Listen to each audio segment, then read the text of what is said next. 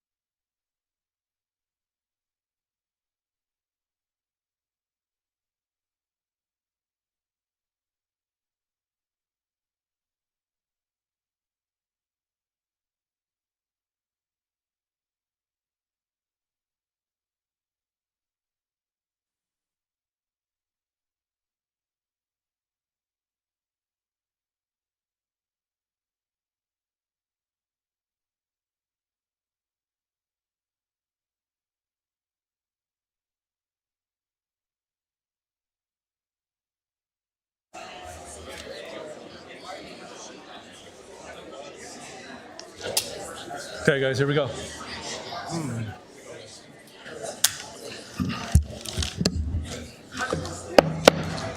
Good evening. Good evening. I will now reconvene the regular city council meeting, closed session. The time is now 6:36. City Attorney Funk, will you please report the closed session action? Good evening, Mayor, members of the council, and members of the public. At tonight's closed session, the council deliberated on all items listed on the closed session agenda. There was no reportable action from tonight's proceedings, however. Thank you. Thank you, City Attorney Funk. Before we begin the regular city council meeting open session, I would like to remind members of the audience that anyone wishing to speak during public comment must obtain a number card from the city clerk. Number cards should not be exchanged with other meeting attendees. If you decide not to speak after taking a number or decide to leave the meeting early, you must return the number card to city staff. If you did not obtain a number and wish to speak, please proceed to the back of the room and city staff will issue you a number card. Lining up during public comment will not be permitted, and each speaker should remain in their seat until their number is called. The time clock will begin when you begin your comments.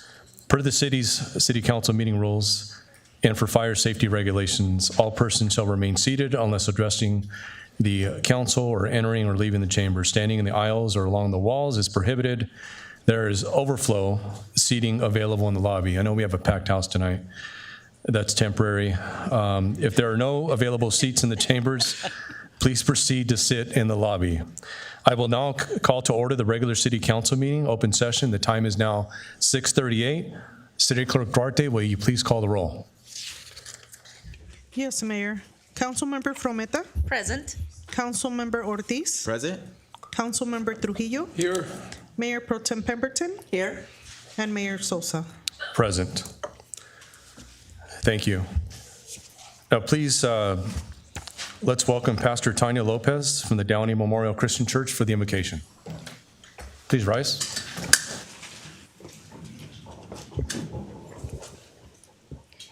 Good evening. Thank you for having me. Won't you please join me in prayer? Most loving God, we thank you for the blessing and gift of being gathered here tonight. We thank you for all those who are present here in this room, for their voices, for their energy, for their time, and for their dedication to service that is represented here for the city of Downey. We know that it takes many people collaborating and leading, many people volunteering and serving, many people generously giving of themselves in various roles and capacities to create this, our vibrant city and community. And so we ask your blessing over all those who are here tonight.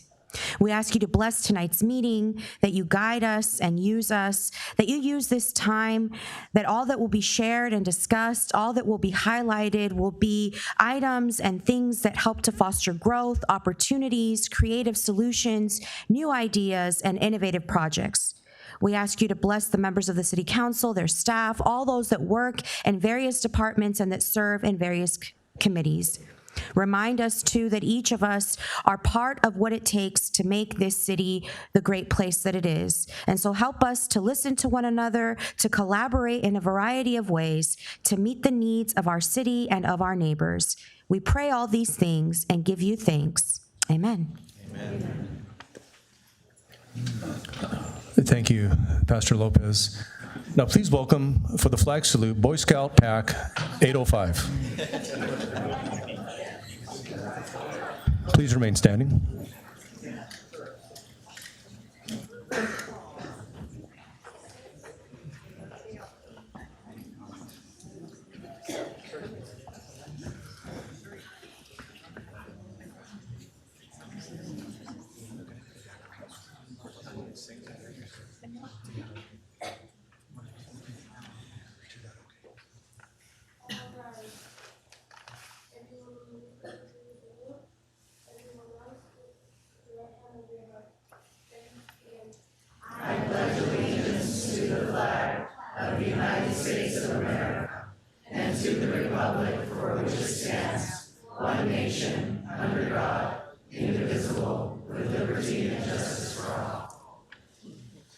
Let's hear for Pack 805.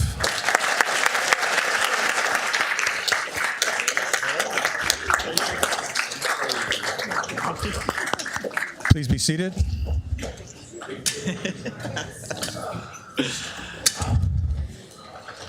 Now is the time for City Council member announcements, requests for future agenda items, and conference and meeting reports. I will start directly to my left. Council member Claudia Fermetta.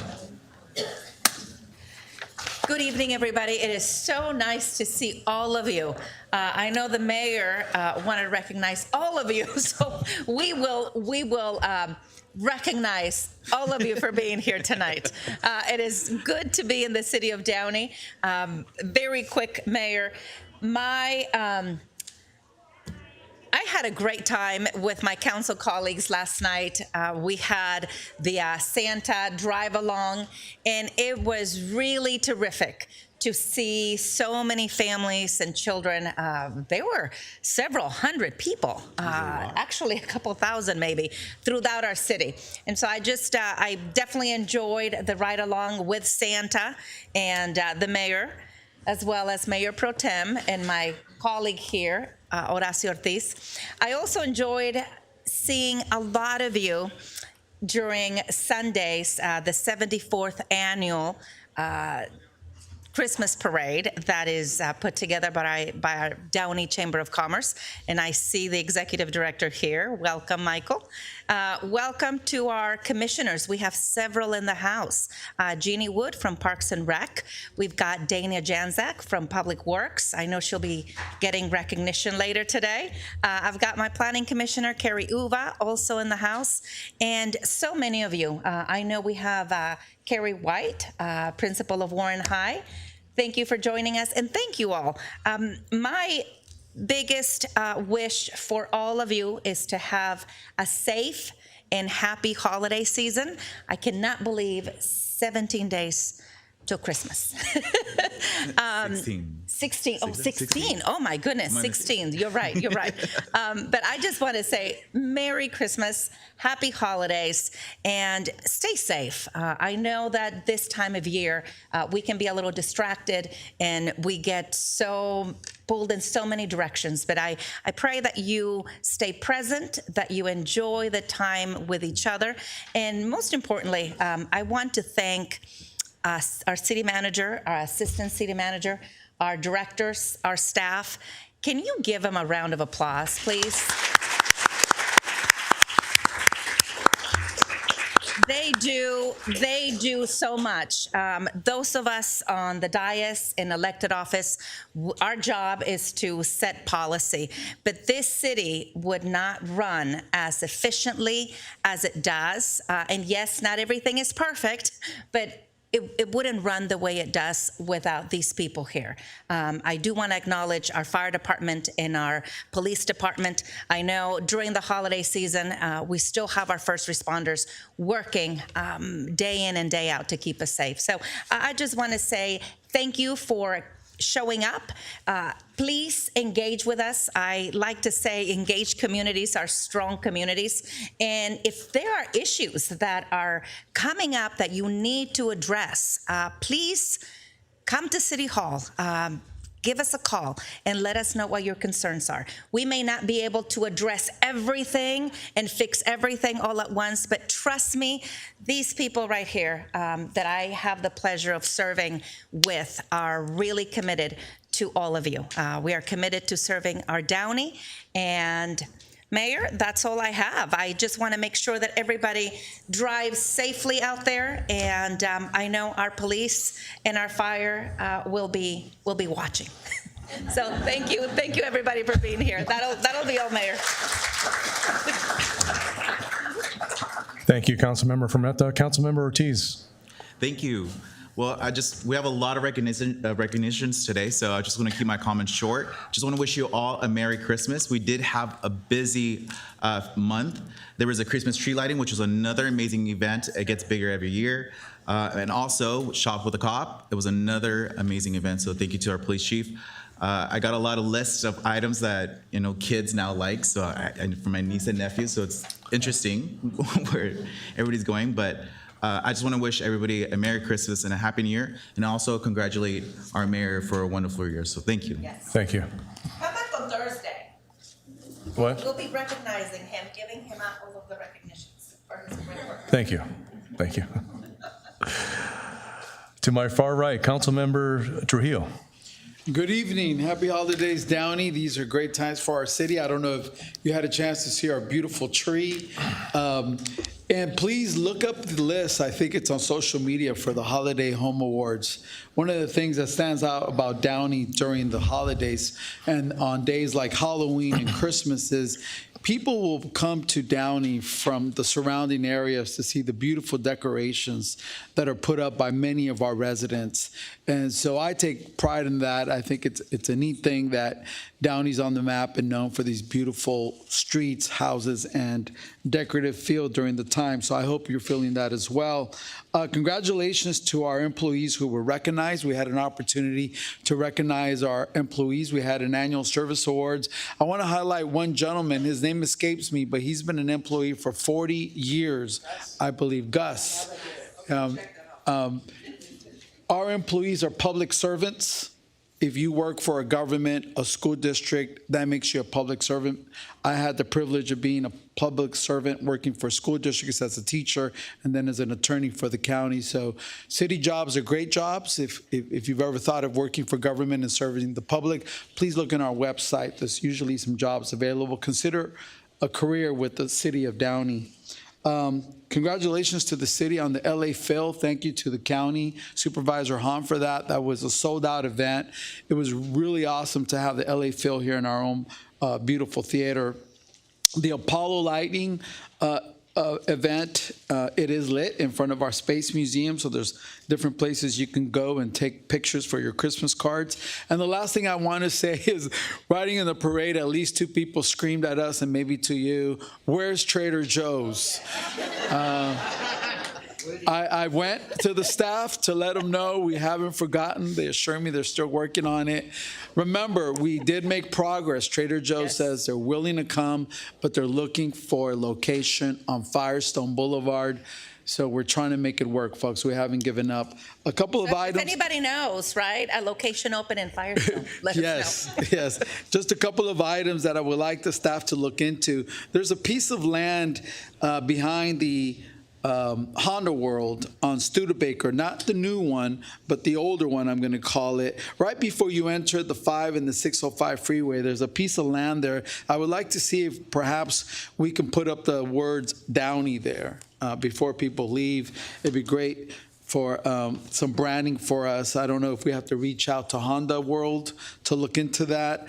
Can I get a second on that? Oh, it's okay. And Where exactly? it's on Studebaker Road. So if you're going on Florence, if I'm going on Florence East, right? It's east and west.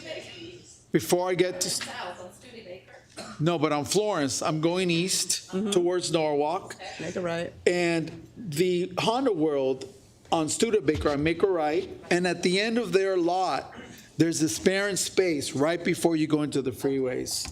That's where I'm talking We have about. to take a look. It might be Caltrans land, but we're happy to take a look at it. Okay, whoever's it is, let them ask, let them, we can use that to put up our beautiful name. I understand we're going to be having a discussion, Mr. City Manager, I don't know if I need to bring it up regarding the parking lot that is currently being used for the night market. Will we be discussing the future use of that lot someday? We do actually have that as part of our economic development plan, so we'll be bringing that back at a future time to talk about that location. Okay, will that be in the next couple of months? I'm not sure the timing, but yeah, the staff Okay. have given me a yes. So Then I won't ask that it be agendized, but I do want to have the discussion about the potential uses for that. And I know that we are limited by the Surplus Act on that. So Trader Joe's, Downey sign, and that's it, Mr. Mayor. Thank you. Thank you, Councilmember Trujillo. Mayor Pro Tem Pemberton. Good evening, everyone, and welcome. It's great to see all the youth here, and I won't be as long because everyone took what I had to say, but there's a few things. Attended the ARC. I want to give a shout out to the ARC and their first annual ARC Gala, and all the pieces were made by the clients there. They are adults with developmental disabilities, and I was the auctioneer, so it was a great success. And we all attended Assembly Blanca Pacheco's third annual turkey distribution. It's been that long since we've been together at the Barbara Riley Center. 1,000 turkeys were given out, and it shows the food need. Thank you for Assemblywoman Pacheco. We did that, and we did that, and we did that, but we haven't done SIACA. I love promoting animal adoptions. So as the SIACA representative, they are having they all want you for the holiday. All they want for the holidays is you. So on your Christmas list to Santa, I need each and every one of you to say a pet, a cat, a kitten, a hamster, whatever they might have, and we want to try to clear the shelters. It's only $25 for all cats, dogs, and rabbits. 1 day past available date, and they are all vaccinated, and they have shots and neutered. So again, please try to adopt at your animal shelter rather than privately. We need to clear our shelters. Then we have a couple items quickly on the consent calendar, just to mention that Furman Park is going to be undergoing a storm water recapture project. Just in a nutshell, that it will start taking place effective in March of 26. We have the funding for it. And basically, it's to capture runoff water that is up on Florence Avenue. We have a storm drain, and we will be creating under the ball fields a vault, in a sense, to capture it. It'll come percolate and clean. So we'll talk about that more later, but that's coming through. And we won't talk about that one. We need to get going. I want to thank again Parks and Rec for all they do, along with Public Works. All those events we had, the fire, the police, driving with us last night. That was 3 hours for you guys, right? Yeah, for all of us. And the administrative team. Our administrative team really puts it together with all the programs that we have. Thank you very much. And I, of course, thank to the city manager. We can all thank him for keeping the construction deadline on where? Lakewood and Firestone. Right before Thanksgiving, they promised they'd get rid of the cones, but we're pausing. And you were able to do that. Thank you, Public Works, as well. We were telling them to work it.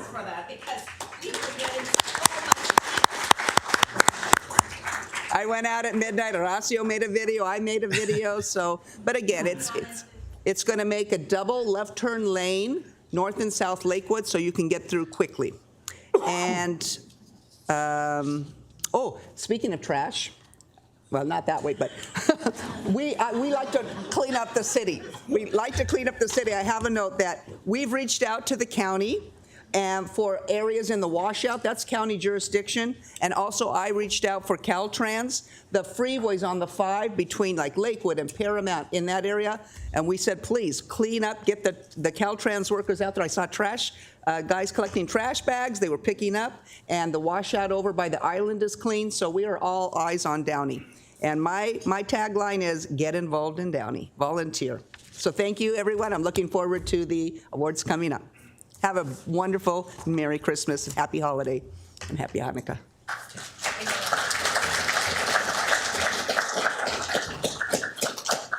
Thank you, Mayor Pro Tem Pemberton. Good evening, everyone. It's good to see a packed house here. I see a lot of bears in the crowd. All right. I'm trying to be fair up here. You said it. I'm an old warm bear, just so you know. All right. Yes, that's right. Correct. It's good to see everyone here. For the sake of time, I won't repeat all the events that my colleagues mentioned already. I will mention that the Emergency Preparedness Fair that we had this past Saturday was an amazing event. Great turnout. We had close to 200 attendees, a lot of resources, a lot of valuable information. I'd like to thank and give a special shout out to our Downey Fire Department, Downey CERT, RACD and her whole team, and everybody involved through city staff. So thank you guys. Let's give them a round of applause.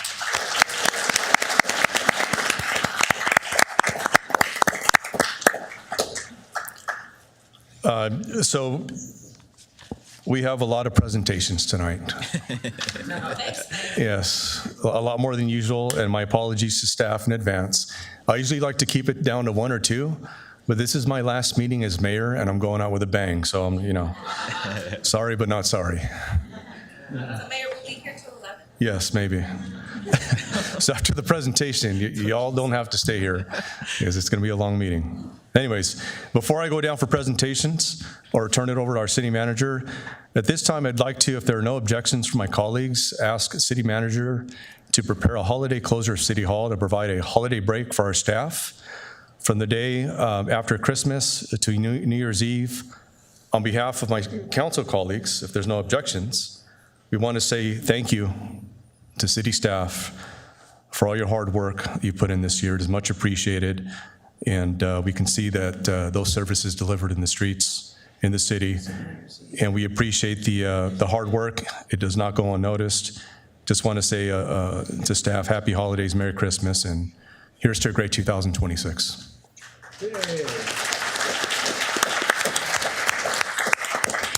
Happy to take that direction, Mayor. Thank you. Just for clarification, it's the 26th that the staff would be getting off. I thought I heard from the 26th all the way to New Year's Eve. We'll double check that, just Friday. It's the one Friday, Yes. right? The Friday? Thank you. Actually, we were looking at, through New Year's Eve, we still have the emergency services available, but yeah. I mean, unless there's objections from you guys. Now's the time. I'm sorry. So then we would close the 26th, the 29th, the 30th, and the 31st, 4 days? The 31st, we're already closed. Yes. So as I understand, the 3 days would be Monday, Well, Friday, Friday. Monday, Tuesday.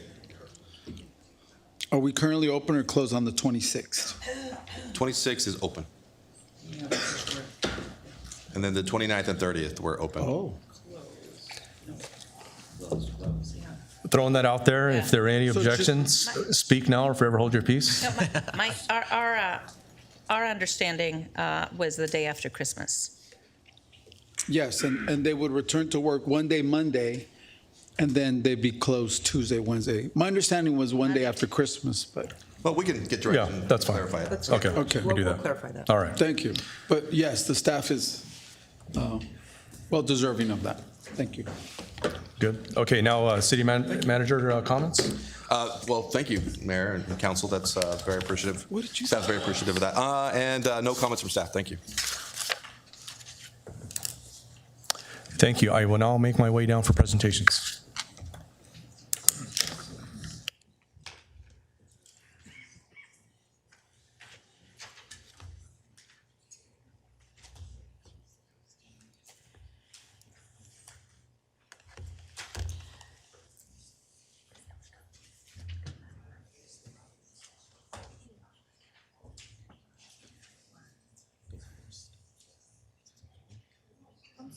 It's not public comment yet.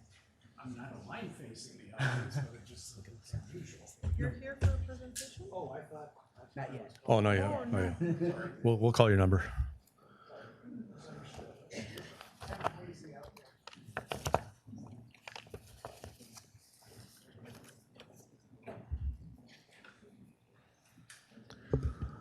Good evening, everyone, and thanks again for being here. So at this time, I'd like to call upon Nicholas Cabeza from the Regional Public Affairs, as the Regional Public Affairs Manager from the League of California Cities, to present an award to City Council.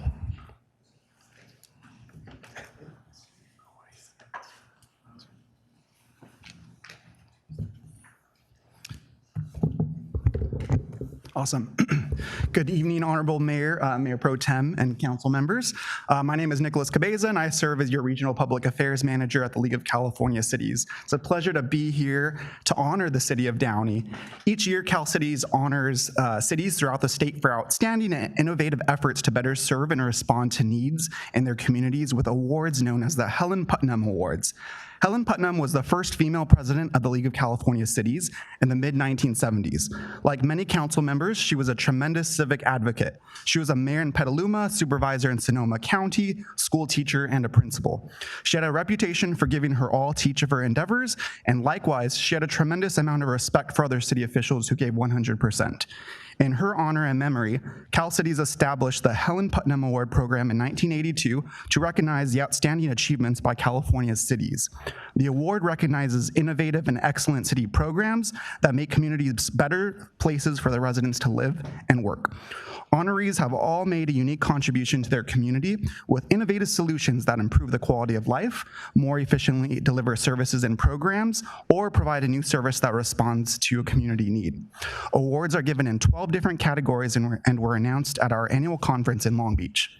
The City of Downey received the esteemed 2025 Helen Putnam Award in the Community Services and Economic Development category through its efforts to make science, technology, engineering, art, and math accessible and engaging for residents across the greater LA region. Encompassing 1 month of activities and serving as LA's official science festival, City of STEM leverages the power of over 200 organizations, from museums and educational institutions to top businesses and nonprofits, dedicated to connecting the public to the rich STEM learning resources in the region and working together to engage the diverse communities in the greater Los Angeles area. The City of STEM has reached thousands of children and families throughout the years. For example, in 2024, approximately 30,000 kids, youth, and families attended the event. 1.53 million reached with TV and broadcasting coverage. Exhibitors ranged in ages 6 to 80 years old, and 1.63 million digital impressions. So these numbers really speak to the results of the City of STEM program that the city has delivered. With over 200 applications received in total, the City of Downey ranked 26 applications total under the Community Services and Economic Development category, and the judges were unanimous in their decision to select Downey as the winner of this prestigious award. So just wanted to also do a special shout out to Ben Dicko, President and Executive Director of the Columbia Memorial Center, and the one who really created the City of STEM. Also, special shout out to City of Downey, Mayor and City Council for supporting City of STEM. So this recognition is much deserved. Congratulations on behalf of the League of California Cities. Congratulations.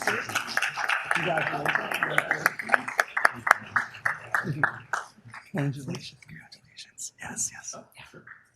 Congratulations. Not prepared, which is pretty normal for me. I want to say thank you so much to the city, to all of you, everyone who's attended City of STEM over the years. We started this in 2015 simply because nobody knew that we had a science museum in the city of Downey. And now we serve the largest county, the most populous county, and the 4th largest economy in the world here in California. And it's a great honor to just be here and to be able to share this with everybody. Thank you so much to the league for this, and really thanks to the City Council for supporting all this, all my friends and the staff for listening to me talk about this incessantly for a whole year. So anyway, thank you very much.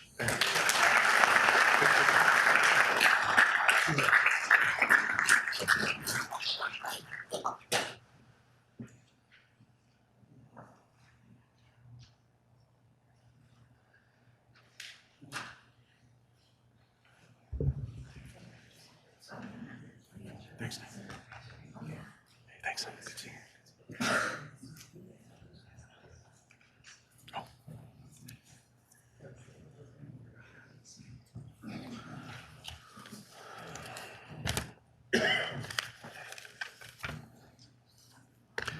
Okay, the next presentation will be a posthumous Mayor's Outstanding Citizen Award. Mary Louise Bergstrom Robison devoted nearly 7 decades to the children and families of Downey. Born in 1933 to second-generation Swedish-American parents, she grew up in Illinois during the Great Depression and carried with her the values of service, humility, and resilience, learned from her World War I veteran father and her mother, a nurse. In 1957, after a chance meeting in Hawaii with Assistant Superintendent C.C. Carpenter and his wife, who recognized her rare talent and invited her to California, Mary accepted her first teaching contract with the Gallatin School District at a salary of $5,250. Inflation. From that modest beginning, she would become one of Downey's influential educators. Mary served Downey Unified as a teacher for almost 50 years, most notably at Alameda Elementary, go Tigers, where the library now bears her name. She became known district-wide for her groundbreaking use of painting and visual storytelling to teach writing long before arts and integrated literacy became common practice. She contributed to curriculum development, was a Downey Teacher of the Year and was nominated for the LA County Teacher of the Year. During her career, superintendents and administrators, including Dr. SUSSMAN, Wendy Doty, Linda Kennedy, Donna Booz, Carolyn Horsley, and Leslie Jones, who I see here, praised her as an educator whose classroom was alive with language, hands-on learning, and love, and who elevated every school community she served. Her influence extends through multiple generations of Downey families. More than 1,000 children learned under her, including those who would go on to lead, serve, create, and inspire, all walking the same halls where Mary quietly changed lives every day. Her daughter, Margaret, otherwise known as Maggie Robison Olmedo, her son-in-law, her grandchildren, and great-grandchildren all continue in Downey Unified, carrying forward the legacy she began. In her final days, Mary remained devoted to learning, faith, and family. Her contribution to Downey is immeasurable, but it lives on in every life she touched, every child she lifted, and every classroom shaped by her example. And at this time, I will call upon Margaret Maggie Olmedo to receive a certificate on behalf of her mother.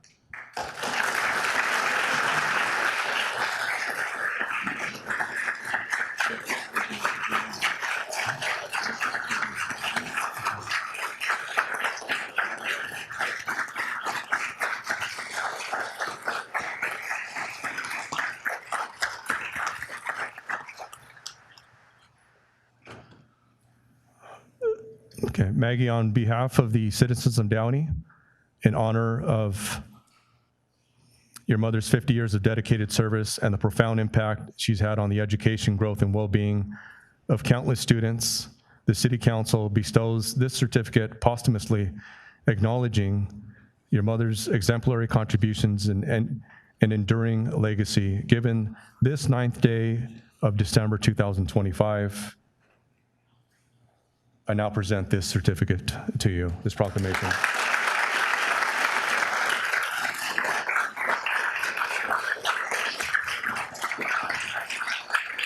Also, I present this city pin and also a certificate for adjournment, as we will adjourn in your mother's honor today. So here you go. Thank you. Can my family come up? Yes, want to say a few words? Thank you. Can my family come up? And I see a lot of faces. I had a lot of people reach out with my mom. Some people even saved like some of the work that she did with their kids. And these are like grown-up people. And like Mr. Driscoll, he was, if you didn't know, Mr. Driscoll was her student teacher. And I thought that she was gonna get rid of me and bring him home because she just thought he was the bee's knees. And but anyway, my mom, she's great, and she loved kids, she loved Downey. And if you knew her or you're here today, could you just like raise your hand so that I know? Yeah, thank you. Yeah, thank you.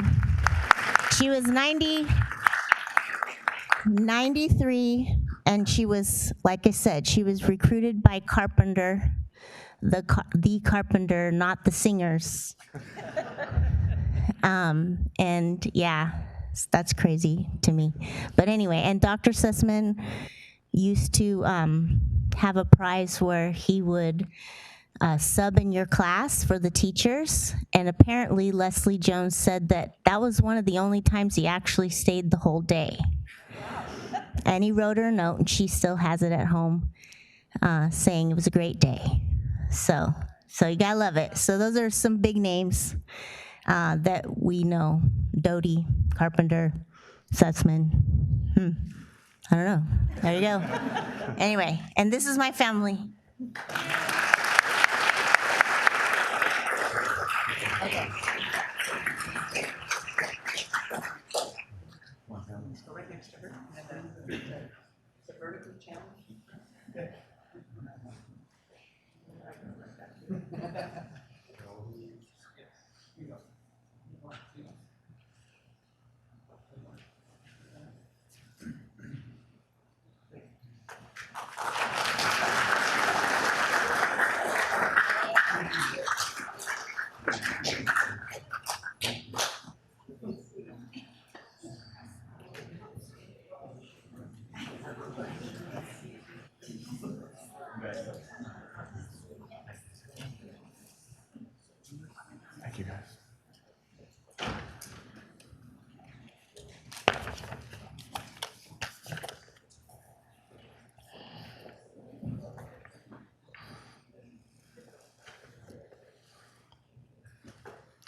So the next presentation will be a Mayor's Outstanding Citizen Award to SUSSMAN Middle School students, John Julian Figueroa, Manuel Alfredo Mendez, and Vincent Carlos Moreno. And how this came about, first off, for those of you who don't know, this is my last meeting as mayor this year. The Mayor's Outstanding Citizen Award kind of opened it up to the public. And if anybody knew of anybody who was doing some outstanding work in the community, I wanted to hear about them so that we can recognize them. And these students, I had the pleasure of meeting them at the Kids and Cops Day by Gangs Out of Downey and Downey PD, and had a nice conversation with them, and I was really impressed by the fact that, I'll read their bios, but these kids took the initiative, and as I mentioned earlier, we did have an emergency preparedness fair to let residents know of the available resources to be prepared. As you say, we can't predict the future, but we can certainly prepare for it. But these kids, I was really impressed that they were taking the initiative to put a community resources fair together. They got together with me, they interviewed me, they had some tough questions, some great questions, and I was really happy, really impressed by these kids. So here we go. John Julian Figueroa, Manuel Alfredo Mendez, and Vincent Carlos Moreno are students in the IB Middle Years Program, MYP, at SUSSMAN Middle School. They consistently demonstrate academic excellence, strong leadership, and good citizenship within their school community. This school year, as part of the 8th grade IB MYP program, students are participating in a community project, a project in which they identify community need, research it, and take meaningful action to address it. For their project, John, Manuel, and Vincent have chosen to design and host a community resource fair during their school's open house on March 12th. Their goal is to bring community agencies to campus to raise awareness, provide support to families, and bridge gaps in resources and access. In their efforts, they connected with me to gain insight on how to host an event that is inclusive, accessible, and helpful to the community. Throughout this process, the students are receiving support and guidance from their high school leaders, teachers who are assisting them as they navigate partnerships and outreach. The students are working hard to build partnerships with local agencies that will benefit the families and students of SUSSMAN Middle School. Their vision goes beyond the school year as they are hoping to establish a resource fair that becomes an annual tradition at SUSSMAN. They certainly have my support on that, and I believe the council. I am honored to recognize these remarkable students for their initiative, compassion, and involvement with the community to serve as families. Let's hear it for these 3 fine young men.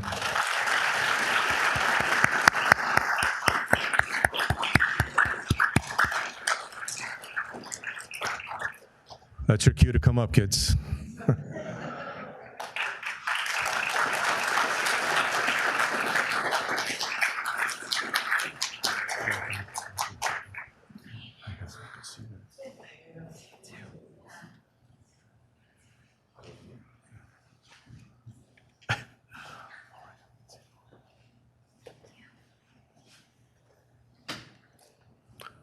The SUSSMAN Middle Principal, Connie Quintero. Yes. So I'll read this. This is addressed to John Julian Figueroa. I'm going to read it once. They all say the same thing, okay? In recognition of your exceptional achievement in the IB Middle Years program at SUSSMAN Middle School, you have demonstrated strong leadership, academic excellence, and exemplary citizenship through your community project, organizing a community resource fair that connects SUSSMAN families in the Downey community with valuable local services. Your initiative, collaboration, and dedication to service reflect a meaningful and lasting contribution to both your school and the greater Downey community. I'm really impressed, and I'm really proud of you guys. Given this 9th day of December 2025, I present each of you with a pin, a city pin. And John, here's your certificate. Thank you. Vincent, there you go. Here's your city pin. And Manuel. The chair for these guys.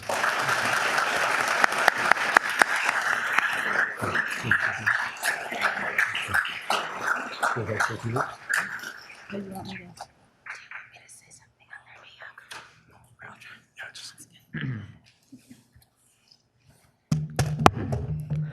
everyone. Oh, yeah, go ahead. Hello, everyone. I know not a lot of people know who I am, and I know this is very exciting, and this is probably the first time I've ever been here at City Hall. I just want to thank my family for supporting me in this, and I hope that the goal for our resource fair is to bring SUSSMAN families and the community together so students can be better versions of themselves, and whenever they need help, they know where to go. And we really hope that we can gain your support in this resource fair, and we hope that as SUSSMAN pioneers, yeah, we hope to get your support and reach better students for reach better future for our students. Sorry.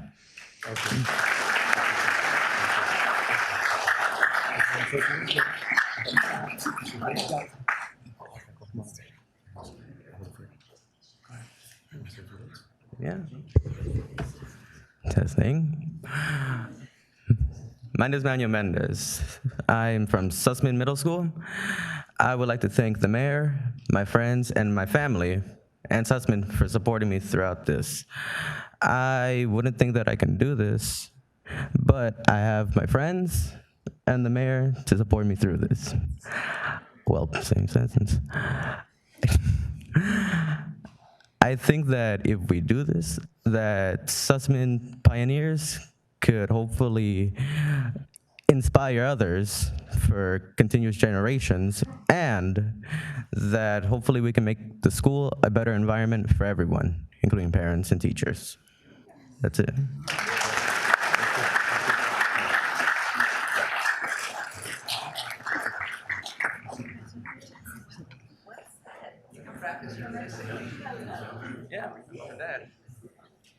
Can we have their families come up, and we're going to take a group picture?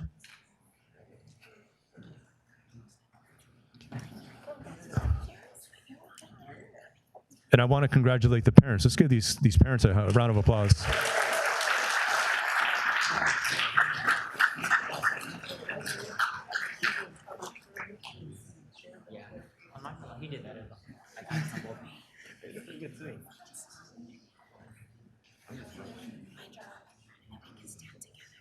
Come to the front, right there in the front. I usually stand.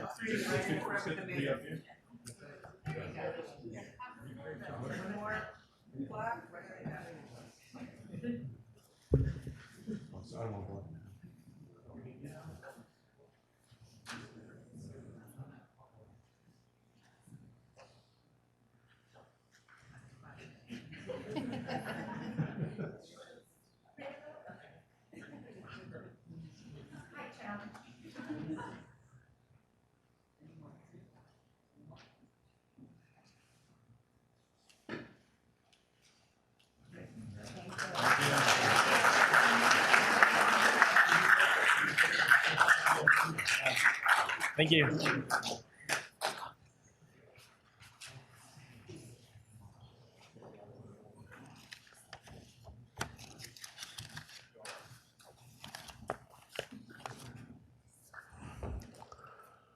Okay, the next presentation is another Mayor's Outstanding Citizen Award to DANIA JANCZAK, a community volunteer.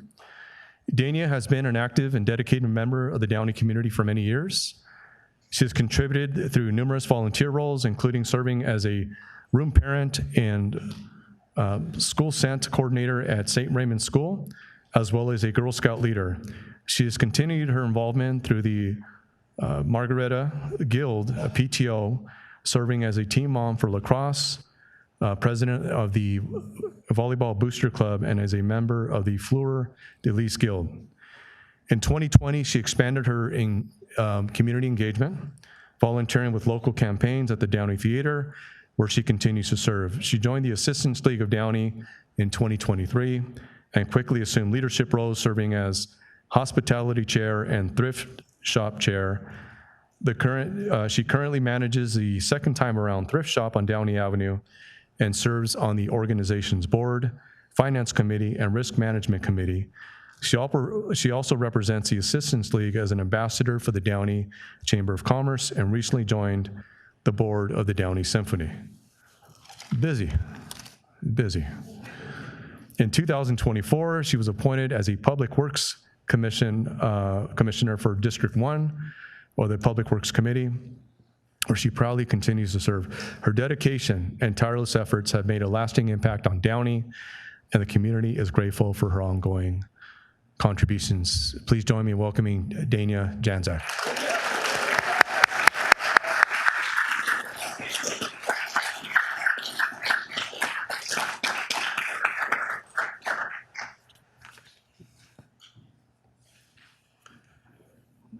DANIA, in recognition of your outstanding dedication and service to the Downey community, you have devoted countless hours to supporting schools, local organizations, and community programs, enriching the lives of families, students, and neighbors. Through your tireless efforts, you have made a meaningful and lasting impact on the well-being and vitality of the Downey community. I present this to you, this Mayor's Outstanding Citizen Award, given this 9th day of December 2025. Congratulations.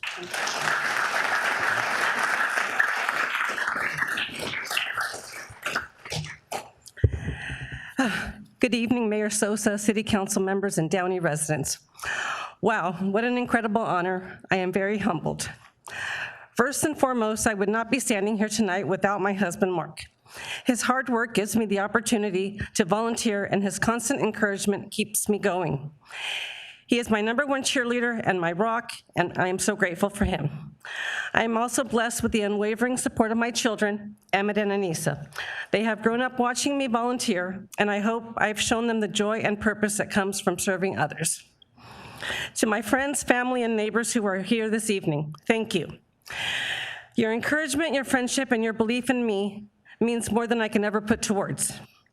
Knowing I have a community behind me makes every project and every volunteer hour even more meaningful. I often think about something Councilmember Claudia Fermetta says, engaged communities are strong communities. Those words stay with me. I believe that when we show up, when we give our time, and when we support one another, we strengthen not just our city, but each other. Downey has given so much to me, friendships, opportunities, and a true sense of belonging. It is a privilege to give back in any way I can, and I look forward to many more years of good health, good energy, and good company so I can continue serving this community I care so deeply about. Thank you again for this incredible honor and allowing me to contribute to the city we all love. It truly means the world to me.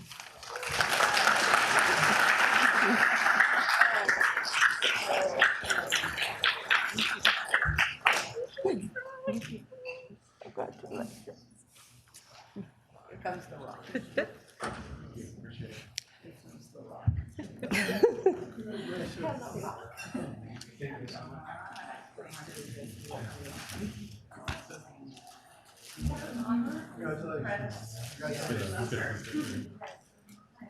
Come right here. Congratulations.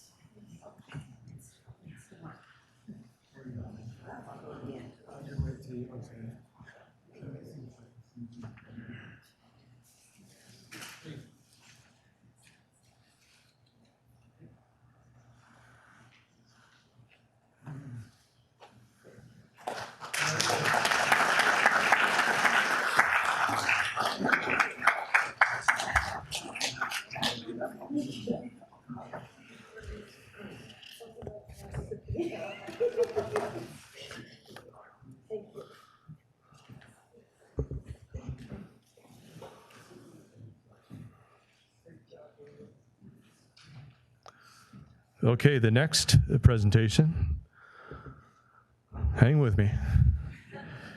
Mayor's Outstanding Citizen Award to my tocayo, Hector Schmidt, community volunteer. Mr. Schmidt settled in Downey many years ago, believing it would be a wonderful place to build a life and raise a family.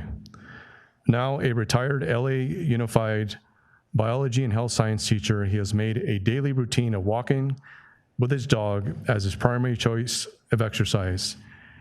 During the onset of the COVID-19 pandemic, he began incorporating community cleanup efforts into these walks, a practice he has continued ever since. and this is in District 2, around Old River School Road. We are grateful for that. His regular cleanup routes often include local schools, parks, community areas, and especially the stretch of Old River School Road between Laura Street and Quill Drive. Through these daily efforts, Mr. Schmidt stays active while giving back to the community he deeply cares about. When people occasionally thank him during his walks for volunteering to clean up, he responds by expressing his gratitude in return.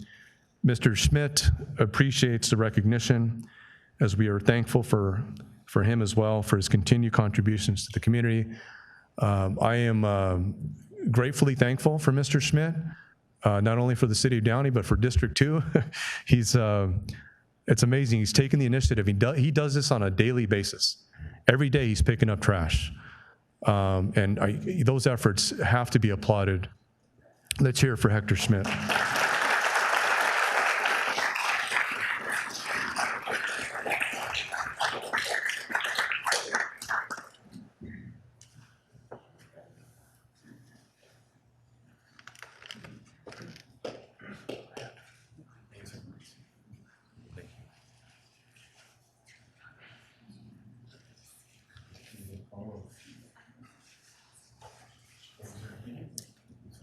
So the Mayor's Outstanding, go ahead. The Mayor's Outstanding Citizen Award in recognition, I'll turn around, of your outstanding dedication to the Downey community through daily walks and volunteer cleanup efforts. You have made a lasting impact on local schools, parks, and neighborhoods. Your commitment to giving back while staying active reflects exemplary service and a deep care for the community of Downey. I present this Mayor's Outstanding Citizen Award given this 9th day of December 2025. Congratulations, Hector.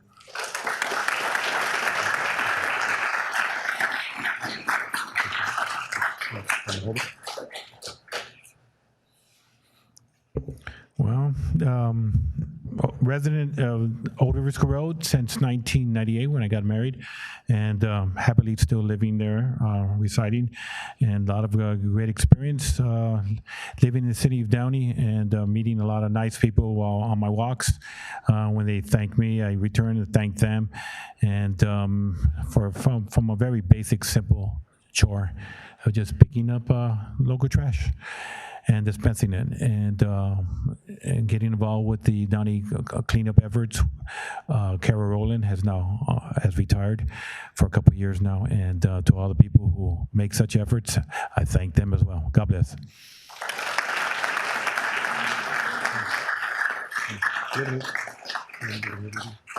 Oh, yes, my wife. Okay, where's Cedar? That's my pet peeve too, is trash. You see them cleaning the freeways and we're cleaning them. Oh, yeah. It's a simple thing to fix. Come on.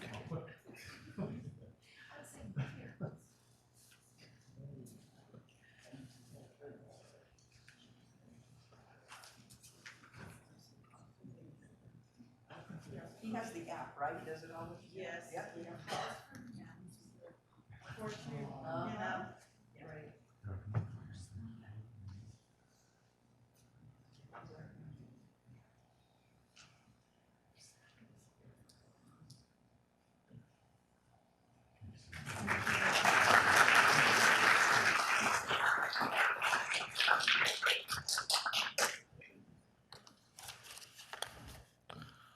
So now we move on to a certificate of recognition to the Warren High School boys and girls cross-country teams.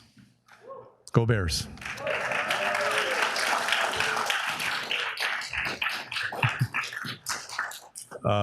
My son's in the audience, he's a Warren Bear, and my wife is the one that brought this to my attention, and she's a Warren Bear as well. So the boys and girls, I was really impressed when I saw this because I know how difficult it is. Did you guys run here? No? Okay. I know how difficult it is to achieve the honor of being league champions.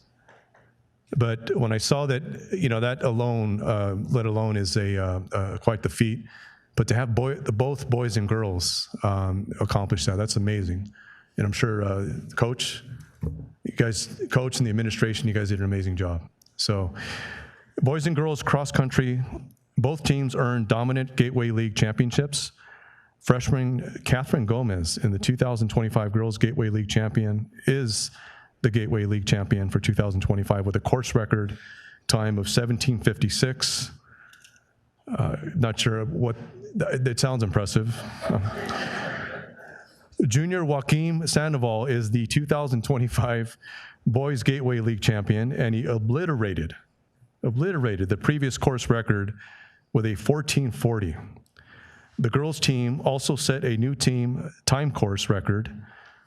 The 5 scoring runners for the girls' team were Gomez, 1, Elisa Huerta, Priscilla Guillen, Grace Cervantes, and Madeline Zimmer. The 5 scoring runners for the boys' team were Sandoval, 1, Lucero, 5, Santi Banez, 6, Soto, 8, and Vasquez, 10. Both teams punctuated their tremendous seasons with thrilling performances at the CIF Division I prelims. And those, for those of you who don't know, the lower the number in CIF, the higher caliber of teams are facing. The boys finished second in their heat, again led by Joaquim Sandoval, who finished second overall in a 14:30. Who's Joaquim? Which one's Joaquim? Our girls finished fourth in their heat, led by our trio, who all finished in the top 10. Priscilla Guillen, sophomore, ran a 17:17. Which one was Priscilla? Okay. Setting a new Warren High School record. Gomez, 17:35, and Huerta, 17:37, rounded out the trio that finished in the top 10. With such stellar performances, both teams qualified for the CIF finals and narrowly missed qualifying for the CIF state meet. We're incredibly proud of both teams for their phenomenal performances all season. Both teams represent Warren High School and the city of Downey with such class and integrity. With so many athletes returning for the 2026 season, we are incredibly excited to witness the continued trajectory for this team. Let's hear for these boys and girls Bears teams.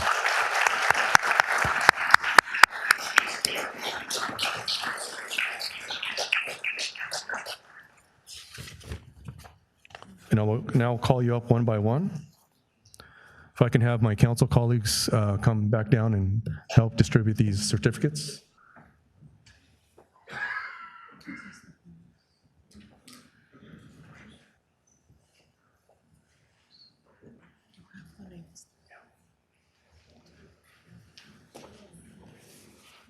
These are the boys. These are the girls.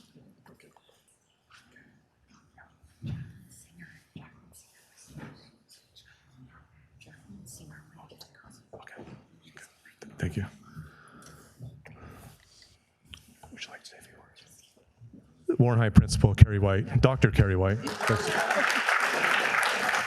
okay. Would you like to say a few words? Okay, all right. Okay, we'll be calling up the boys team first. Benjamin Bustamante.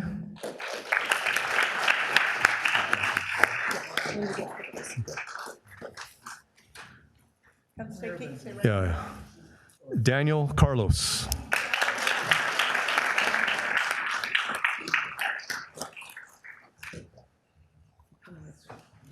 Caden Chase.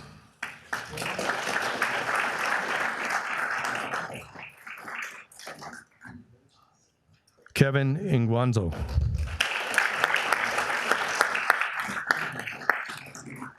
Gustavo Lucero.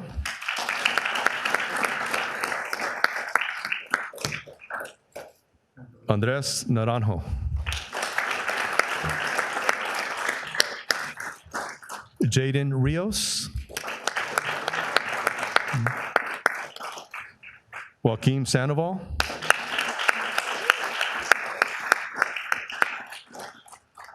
Richard Santibanez.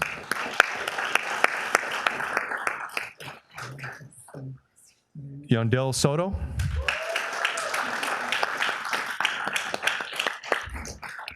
Gael Trujillo. All right.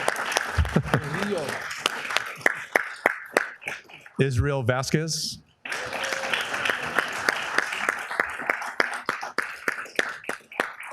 And for the girls team, Alexandra Arriaga.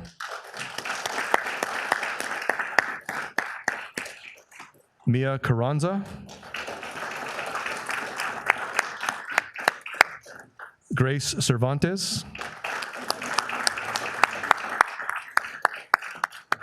Priscilla Guillen. Alyssa Huerta. Jocelyn Romero. Lauren Santana. Madeline Zimmer. Jacqueline Singer.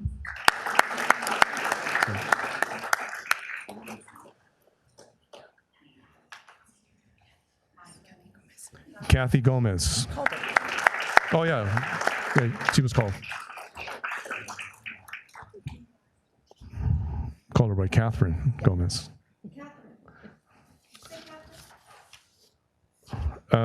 So let's see here. So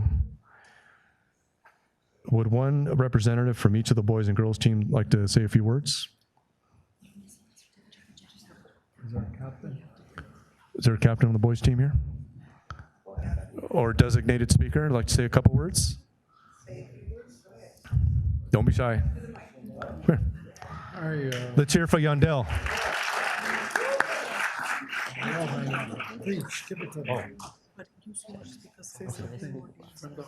One second, sorry. And my apologies. I'd like to call upon the coaches to join the runners up here, and let's hear for them. For the boys cross-country coaches, head coach Ramon Miranda.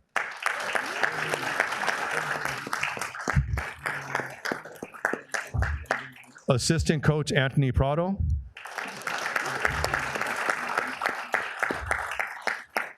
For the girls team, we're going to call head coach Jay Waldron.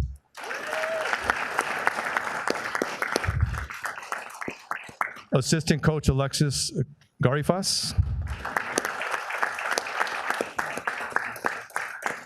Assistant coach Michael Guzman.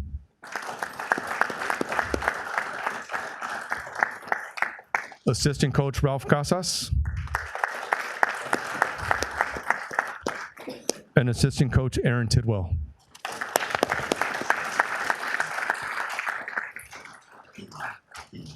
So at this time, I'd like to have Yandel speak, and then maybe a representative from the girls team, and maybe one of the coaches from each of those teams. Hello? It's on, right? I just want to say, running with these guys was some of the best thing I could ask for. You know, I was always nervous running on that line, wearing that W, especially being on bar. That was hard, but just running with these guys was just so great. You know, it really helped running with these fast guys. I know I'm not going to be here next year when they do great things, and hopefully, you know, they make state, and hopefully they can come back here again to get another award just like this, because these guys deserve it. You know, hopefully the girls do too. You know, they're really good, really young squad all around. You know, it was just a great thing being to run with these guys. You know, it's all I could ever ask for. You know, I really was glad when I joined as a sophomore, and I don't regret it. It was the best thing I've ever done. Thank you.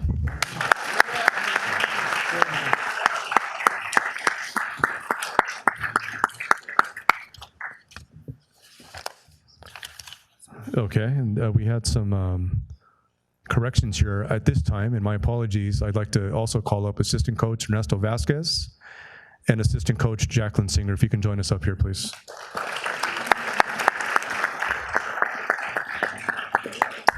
It's a team effort. If I can get one of the representatives from the girls' team, is that you? All right. Let's hear for Alexandria.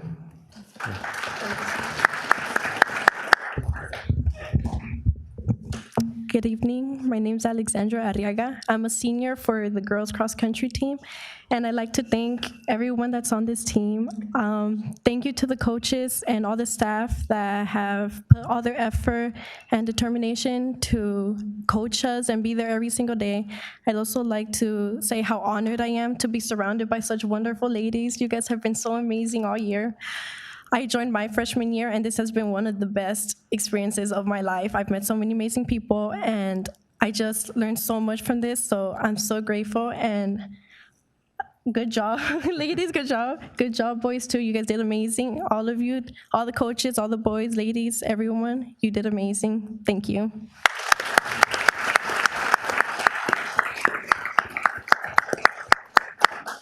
Okay, all kinds of action here, a lot of words, a lot of notes here. Samantha Miyahara, my apologies, please come up and join us. The athletic director from Warren High.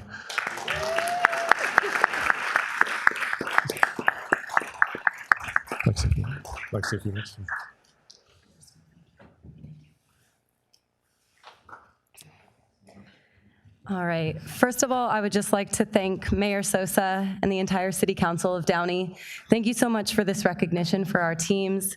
We really appreciate the fact that you pour so much into our student athletes, and it is because we live in this remarkable city of Downey with the support that we have that our athletes are able to perform at such a tremendous level.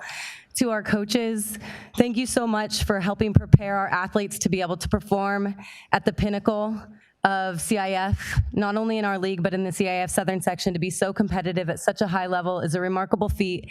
And to do this for decades upon decades, I think so many people take for granted the work and the sacrifice and the love that goes into this. Coach Waldron, Coach Miranda, I can't imagine any other coaches at the helm of our programs. And I'm so proud and honored to be able to work alongside of you. And to our athletes, congratulations on such remarkable seasons. It was an absolute joy and pleasure to watch you, to support you guys at every race course, to see the sacrifice, the grit, the resilience that you showed every single race, the camaraderie within your teams, and everything you guys did to make your team so special. You were the highlight of our fall, without question. The record-breaking performances were remarkable, but more importantly, just the integrity with which you guys carry yourself in every single race. You represent Warren High School so beautifully, and you represent the city of Downey so well. So congratulations to our teams, and thank you again to Mayor Sosa.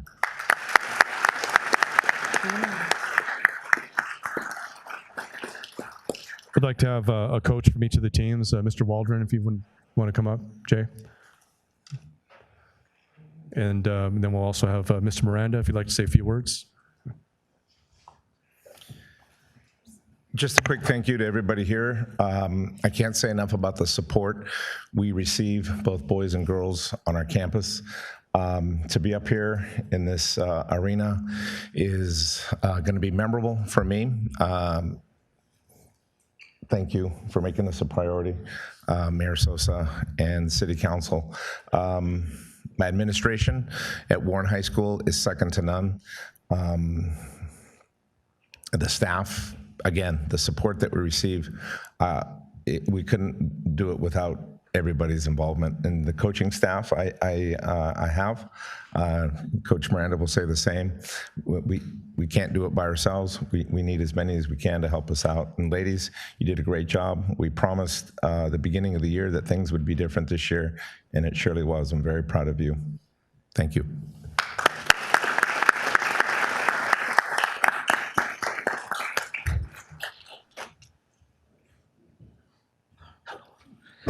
Good evening. Well, I'll make it short, but Coach Waldron and our athletic director took everything out of my mouth what I wanted to say. So it's like, but I want to emphasize that they're not just outstanding runners, they're outstanding in the classroom.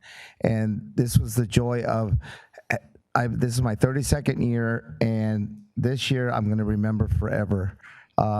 Just great athletes, person, character, sportsmanship, all that you can do. This is your future here, whether they stay here in this beautiful city of Downey or move on, but someone's going to be benefit from their just who they are. And again, we run your streets. We used to have a shirt that said, "We run Downey." So it's like, but City Council, now I see who really runs Downey. Thank you, Mr. Sosa, for taking the time and honoring these gentlemen and ladies. And again, we have the most wonderful, we're blessed with the parent support, because that's where it begins. And second to none, like Coach Waldron said, our administrators have been supportive since I've been there, and it's incredible year after year. So I'm very grateful. So thank you very much.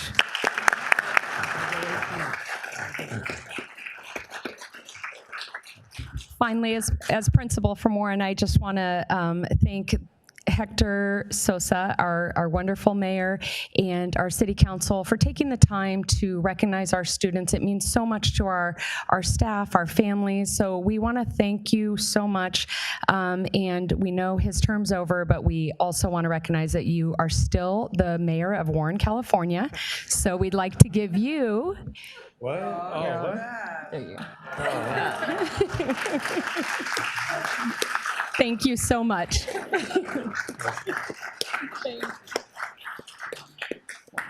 I'll just say quickly, you don't know how much this means to me. I think these guys are tired of hearing me say "Go Bears." So Never. do this. That's beautiful, isn't it?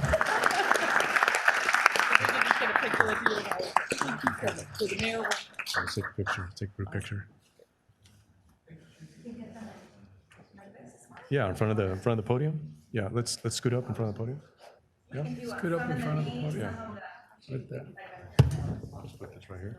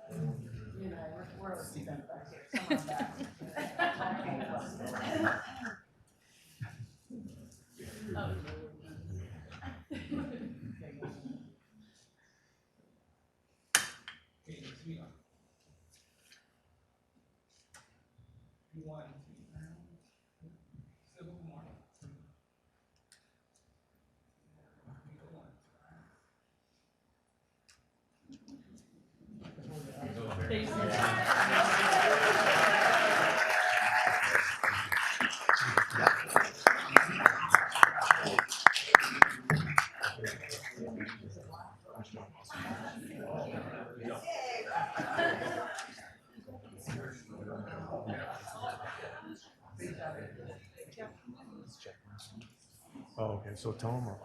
I'll tell them.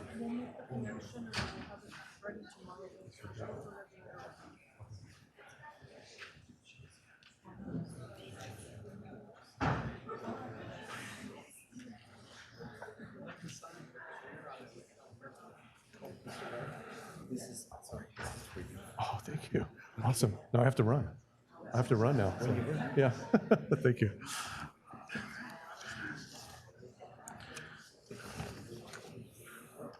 Okay, we have 2 presentations left. Thank you, Bears, for being here. I hope you don't have to run home. All right, now we move on to KRIS WITHROW, City Tile and Retirement Certificate for 14 years of service for the City of Downey. Yes.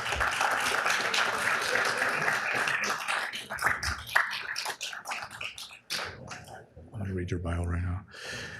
KRIS WITHROW started in 2010 as a part-timer in community services before moving to the Utilities Division in 2011, where she has been for the past 14 years.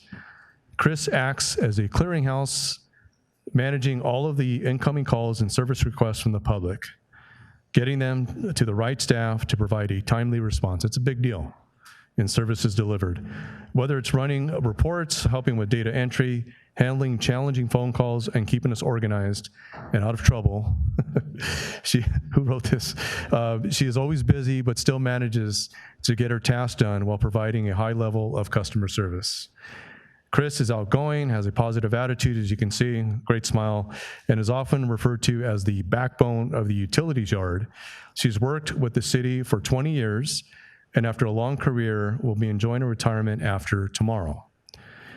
Her and her husband, yes. Her and her husband can't wait to join their daughter in Illinois, and remain active grandparents in the years ahead. KRIS is crafty, loves thrifting, going on vacations, making home-cooked meals, and spending time with family, friends, and her pets. The Utilities Division has great respect for her, and she always supports her needs. Please join me in congratulating and recognizing KRIS WITHROW.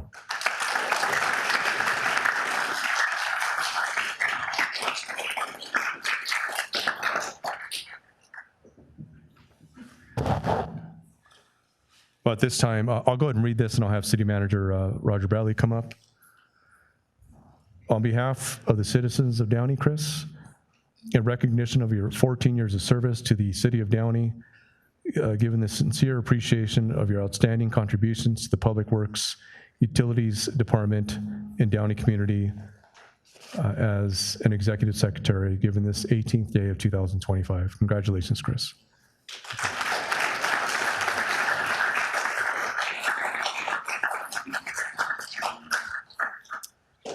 Thank you, Mayor. On behalf of the organization and on behalf of the city, Kris, we want to wish you all the best. It's a bittersweet moment, of course, for us to see you move on, but of course, it's obviously a great time for you to go spend more time with your family. And with that, we want to say thank you to your family for lending you to us for so many years. We've really appreciated all the blood, sweat, and tears you've put into our organization. I enjoy all the notices that I get of all the different water outages and shutdowns that are going on. Thank you for keeping everything running and keeping things moving forward. We wish you all the best. Stay warm as you go to Illinois, but enjoy yourself and wish you all the best. And this is your title and plaque on behalf of us, and I'll give you a city pen as well. You got all the hands for this? Actually, why don't we just take it? Oh, my speak. It's speech time, yes, absolutely. Or if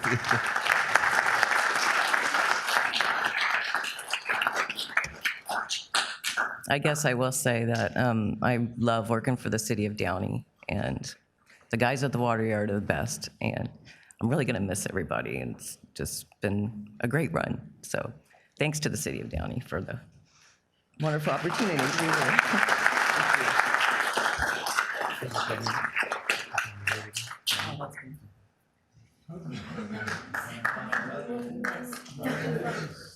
Well, you told me you were going. You told me you were going.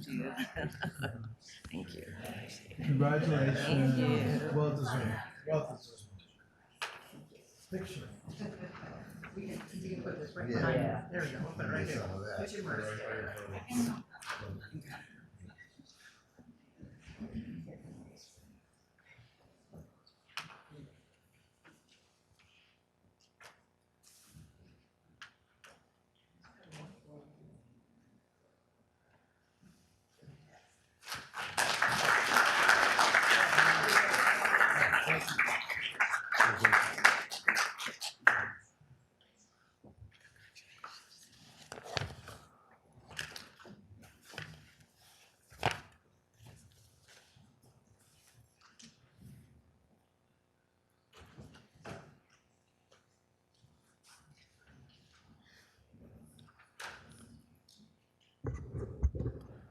But this time, I'd like to call up our City Manager, Roger Bradley, to assist in our next presentation, a certificate of recognition to Public Works Department staff.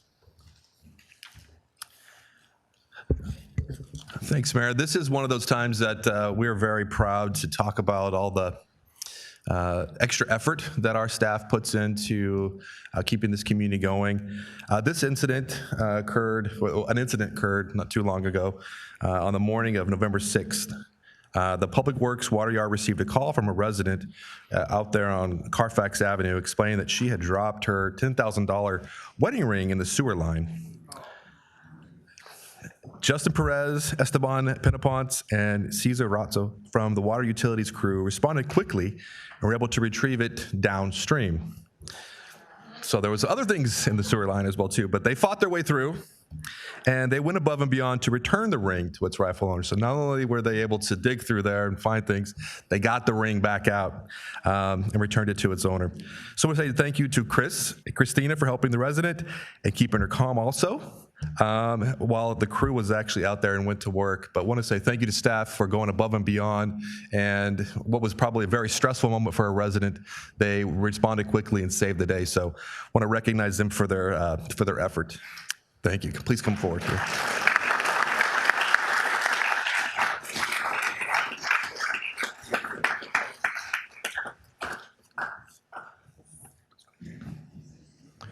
Okay, once I call your name, please join us. Well, you're not done yet. Kris WITHROW. You're not done. And I'm sorry, we extended your stay here by 2 hours, all those presentations. Here you go. Thank you. Christina Anderson.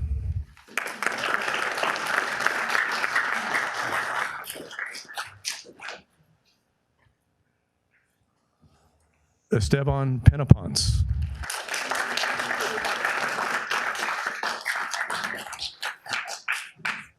Justin Perez.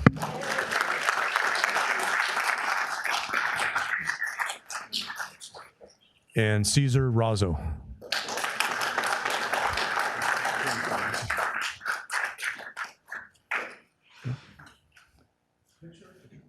Yeah, take a picture. Would any of you like to say a quick few words? Anybody? What's that? Esteban? Yeah. I'm gonna test this. Okay, it's working fine. I wasn't planning on talking, so bear with me here as this is just free-minded. I'd like to thank the City of Downey first and foremost for giving me the opportunity to work here and serve the residents and the public. I love what I do. I got in the sewers 5 years ago and I fell in love with it the first day. I'd like to give thanks to my wife, Esther. She's the one who helps me be the best person I can day in, day out. My amazing supervisor, Kenny Soto. He's taught me a lot in the year that I've been here. And my team members, Justin and Cesar, they're a pair of great guys and we get along well, and it's like we're not even working, we're just having fun all day. That's great. Yeah.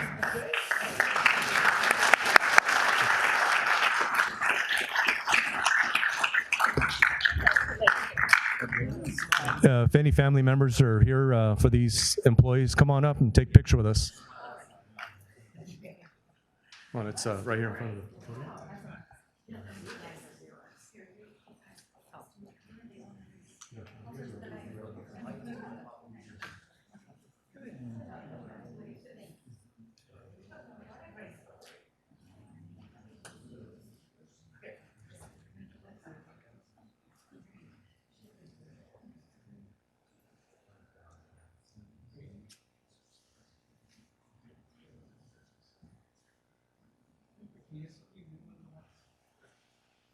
We tend to fight each other.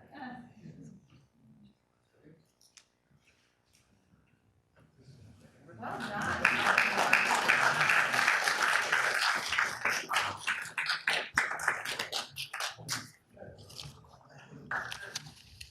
Wait, is that it?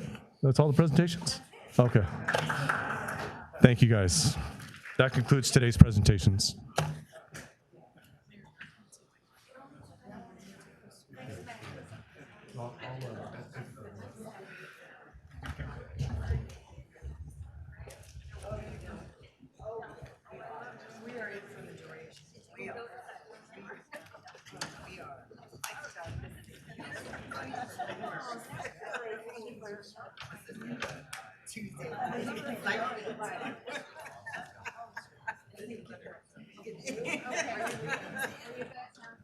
Okay, we will.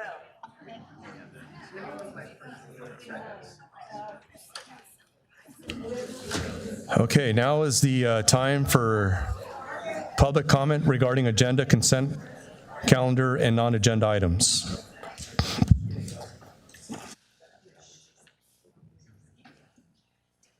The City Council will now take public comment on agenda, consent calendar, and non-agenda items. If you did not receive a number card and wish to speak, please proceed to the back of the room to be issued a number card by city staff. We will be calling blue number cards for the public comment period. Before we begin the public comment period, we would like to remind members of the audience that the city's meeting rules contained in the Downey Municipal Code prohibit any conduct that disrupts, disturbs, or interferes with the orderly conduct of the meeting. Copies of the meeting rules are located in the back of the chambers. Members of the audience and speakers who violate these rules and cause a disruption will receive one warning and then may be removed from the meeting. Violations of the rules of decorum for council meetings may also result in an administrative fine under the Municipal Code or citation for a misdemeanor under Penal Code Section 403. The City Council acknowledges the right of the public to address issues that are within the city's jurisdiction and invites the public to do so during the City Council meeting. However, this right must be balanced with the need of the City Council to conduct the public business in a fair and efficient manner, free from disruption or disturbance. We expect that everyone who participates in today's meeting, from the members of the council here on the dais, to staff, to the members of the public in attendance, do so with respect and dignity. Please refrain from using profanity, name-calling, or behaving in a way that disrupts this meeting. This includes yelling, whistling, booing, screaming, and any other outburst that disrupts or disturbs the meeting. Any conduct that interferes with or disrupts persons who are addressing the City Council. Any conduct that interferes with or disrupts council members while they are speaking. Any other conduct that disrupts, disturbs, or interferes with the orderly conduct of the meeting. And attacks of a personal nature on city staff or city council members that have no connection to agenda items or non-agenda items. We remind speakers that your comments must be addressed to the mayor and not to any other council member, city staff, or the audience.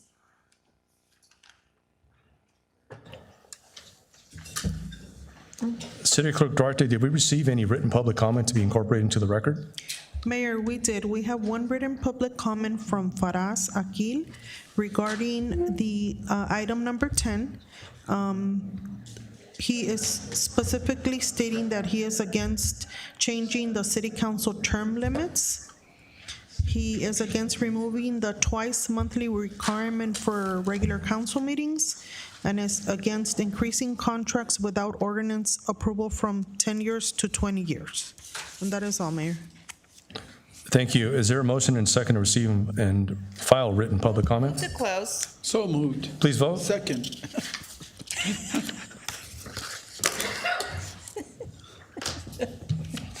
The motion is approved. The motion is approved unanimously.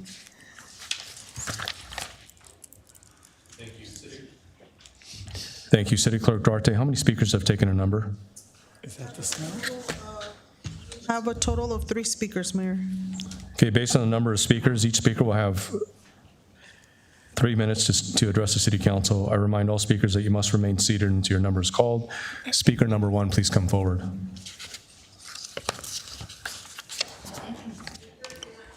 We got our act together correctly. Loud out there. Thought I was called earlier. Good evening, Mr. Mayor, Council. Good evening. Thank you. Roger Miller, Downey Historical Society. I have sent to all of you and the school district the latest version of the Downey music video. I hope you take the time to look at it and make sure that it includes everything that you think should be included. 2026 is around the corner, and thanks to the Downey Historical Archives, a 70th anniversary commemorative video for the city and Warren High School is in the works, all at no expense to the taxpayer. On a personal note, I want to thank all of you who have shown me your appreciation and your own concern for my wife as she continues her roller coaster ride to what we hope is a recovery. Thank you. Thank you. Speaker number 2, please come forward.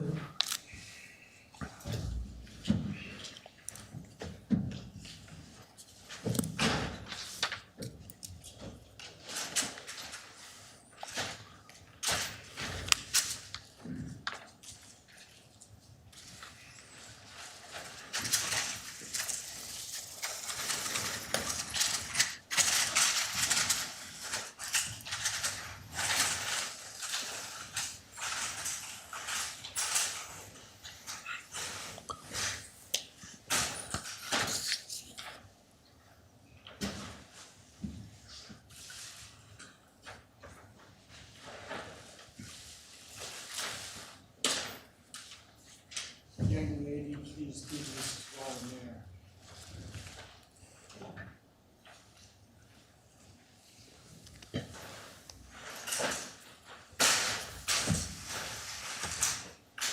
Good evening. Good evening.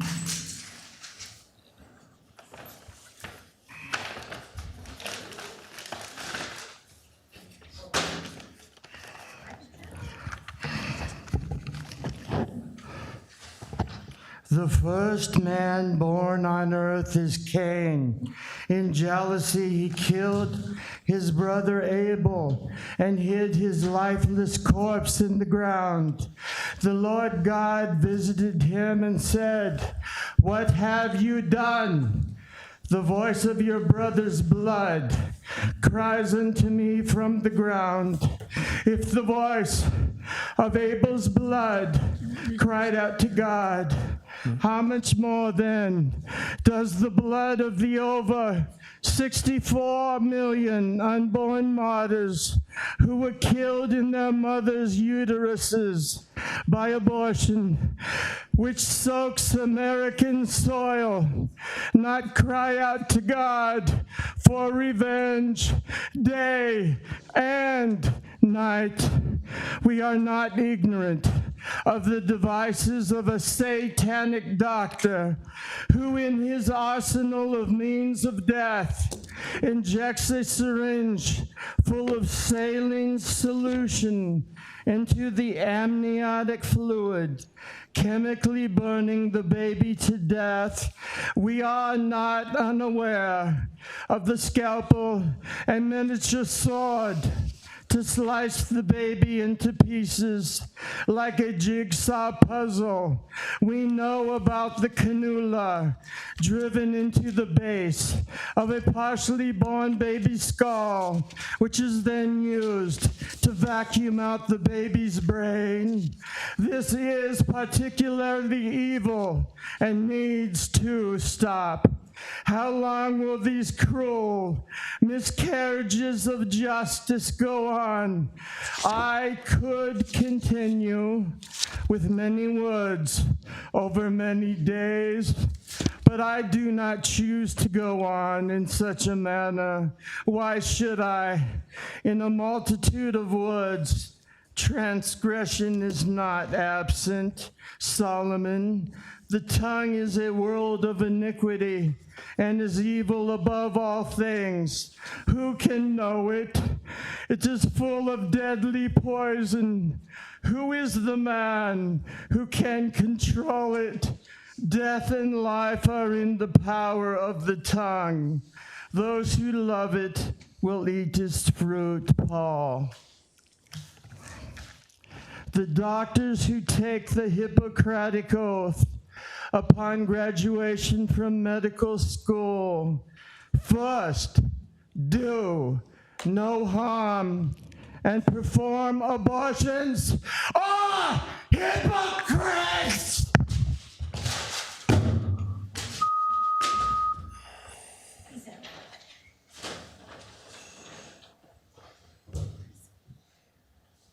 Thank you.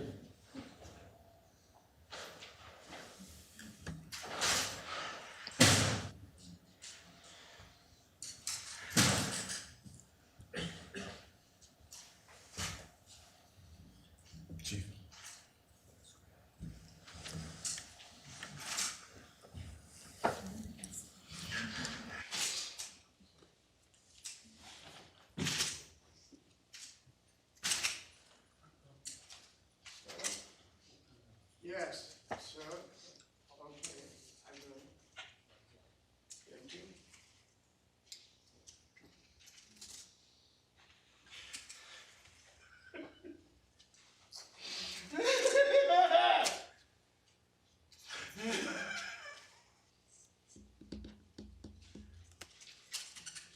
Thank you. God bless you.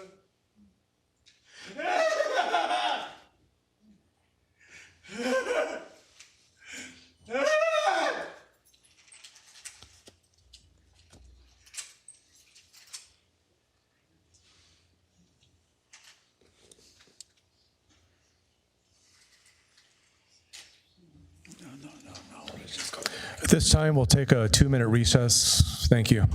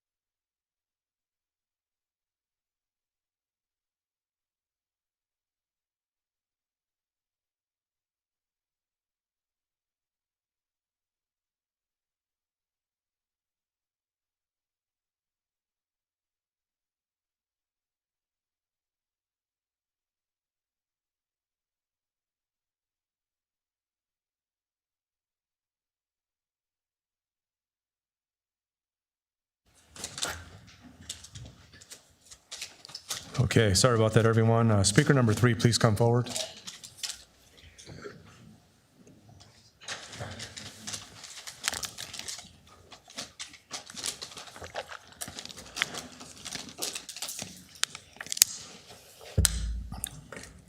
Good evening. Good evening, Mr. Mayor, City Council. Happy holidays.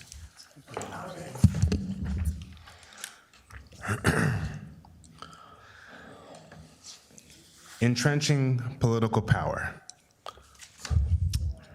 I'm here to speak on the ad hoc committee proposal recommended by the city staff and state plainly that all initiatives, they're pretty good.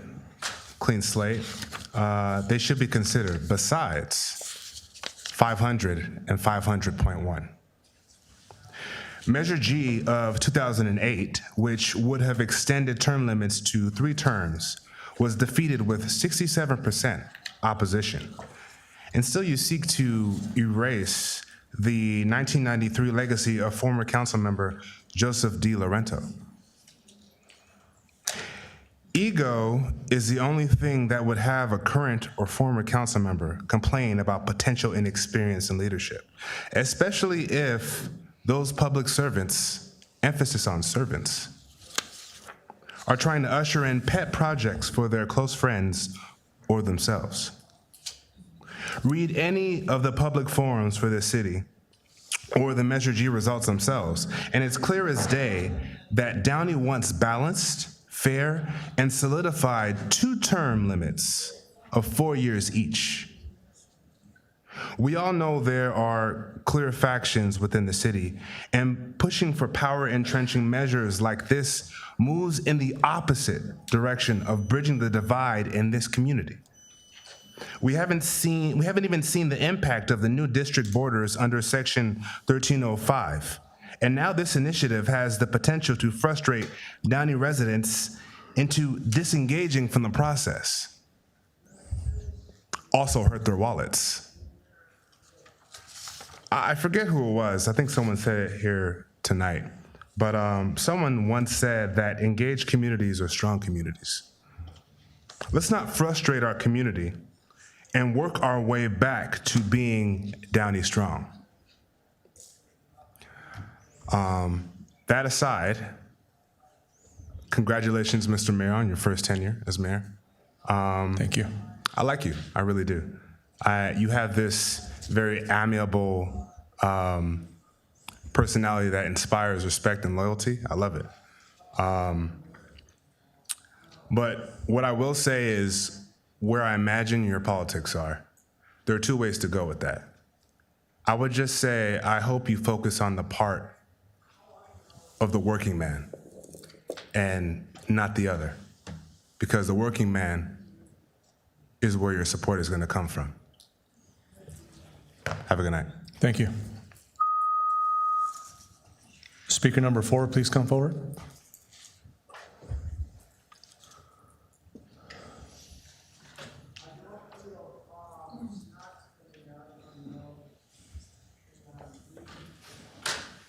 Good evening. Good evening, Mayor Sosa and City Council members and staff. I don't have much to say today. I just wanted to thank you all for a wonderful year and congratulate Mayor Sosa on a wonderful year as mayor this year, and congratulate Mayor Pro Tem Pemberton for becoming our mayor for next year, and just thank you all for your hard work. We appreciate all of you guys, and we're just continuing to pray for Downey, and as the Lord continues to guide us in his ways, and just to thank you again, Mayor Sosa, for your leadership, excellent leadership, and for your courage and service, and really all of you guys for your service and what you do for Downey every day.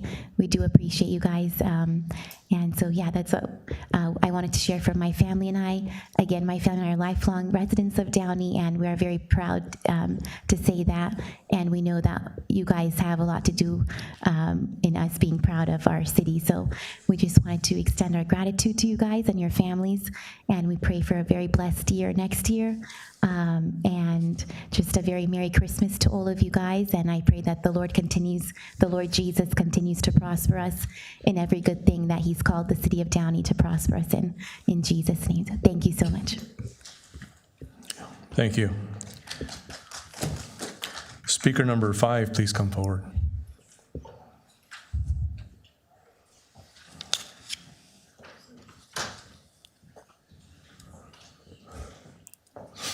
Good evening. Good evening.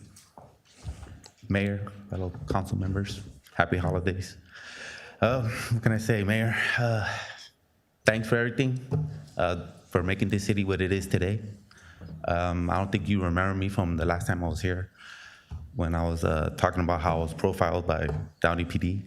Well, I took it upon myself to file a complaint on the officers that arrested me. And from what I was told, that they don't have to read you your Miranda rights and that they can leave out certain parts of what happened, what I said that happened. I have the police report right here. And I just wanted to bring to your attention that that was what I was told. And if those are the facts, well, you know, not really much I can really say since I'm just, you know, civilian or the city. And thank you for everything, though. Thank you. Mayor, we can have the assistant city manager connect and provide contact information so that we can follow up with the resident there.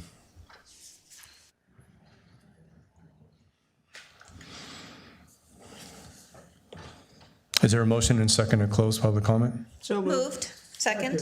Sorted by the mayor.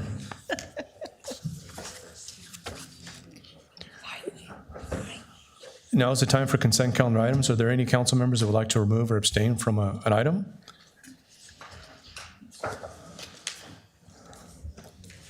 Move to approve the consent calendar as presented, Mayor. Please vote.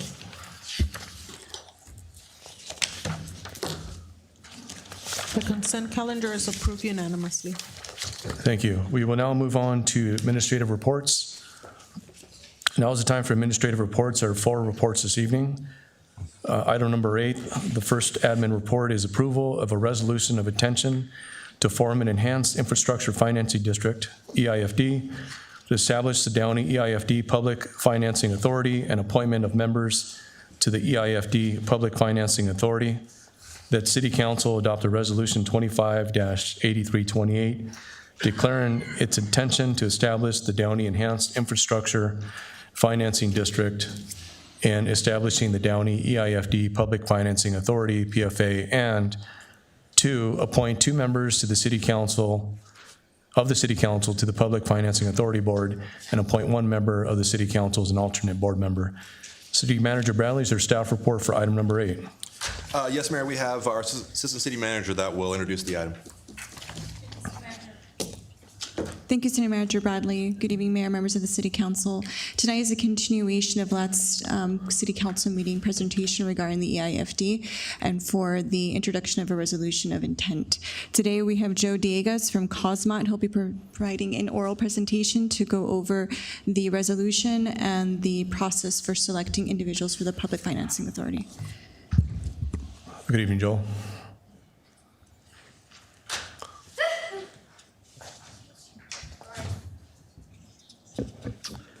Thank you. Good evening, Mayor, members of the City Council. Got a short slide deck. As Assistant City Manager said, this is a continuation of a matter heard back in November. This is a discussion about a funding and financing tool available to the city for infrastructure funding and financing. Do we have the slides available? Awesome, thank you. It's a tool for infrastructure, things like roads, street, water, sewer, other public amenities. And this type of tool, the so-called Enhanced Infrastructure Financing District, or EIFD, it's a way to capture value from future private investment, not encumbering any of today's dollars, but future private investment within a very specifically defined boundary, and I'll show a map. And we call that sometimes a form of value capture. Order of magnitude, we're talking about up to about $54 million in present value funding capacity. It's a tool that you could, if you so chose, implement on your own as a city. Many communities, particularly in LA County, take advantage of potential partnership with other taxing entities, such as the County of Los Angeles, as a way of getting sort of more bang for your buck. And so far, the county has been receptive to this type of tool. It's not only the tool that you can control locally, a funding stream that you could do things like bond against, but it also elevates your ability to go after yet other dollars, things like state grants for improvements within the community. Minor update, but a positive update since our last discussion in November about this tool. Los Angeles County Metro is offering a program to cities with transit stations such as Downey, and they are essentially footing the bill for this process moving forward, if you're interested, moving forward after this evening. And so Metro is offering technical advisory through a team of consultants. Cosmon, our firm, just happens to be on that team of consultants. So we are pleased to continue to be of service to you, and it's just another way of attracting yet other dollars from outside the city for these efforts. The action this evening, it's non-binding in nature. It's important symbolically, though. It sets you on the path toward formation of this type of tool. And then the immediate next step would be the county sort of parallel consideration of a similar motion, the county's resolution of intention to be your partner, which we could imagine them taking up in January to their Board of Supervisors. So we'll go over, I'll repeat some fundamentals that we covered in November. It's obviously a very specific tool. Certainly members of the public who wouldn't expect to be experts in this field, it's quite specific. Tax increment financing, we always have to emphasize it's not a new tax. No property owner, business, renter is going to see any change on their tax bill. We liken this to a retirement account, where you as a city, you're saying within a very specifically defined boundary, as property value grows over time from new investment, you're going to take some piece of the future property tax that you'll receive within that boundary, and you're going to set it aside in a separate fund, a fund restricted for infrastructure. A big part of why many cities go down this path is if you're willing to do that, you can achieve a match, somewhat like an employer matching an employee's retirement account allocation. And in this analogy, the county is your employer matching what you may be willing to set aside dollar for dollar for improvements within Downey. And it's temporary for some defined period of time. And then after the district is done, all things go back to normal in terms of how the property tax dollar is split. These can be long-term in duration, up to about 45 years in duration. You can choose to make it shorter, but that's the maximum duration per the statute. A new entity is formed. It's a key part of tonight's action for council consideration. The so-called Public Financing Authority is in charge of overseeing the formation of this tool and its ongoing administration over time. The activities would be guided by a plan. It's like a business plan, but it's called the Infrastructure Financing Plan. And that document is required to be reviewed independently by a few different parties, the full city council, this new hybrid entity, the Public Financing Authority. If the county is your partner, it would be reviewed separately by the County Board of Supervisors.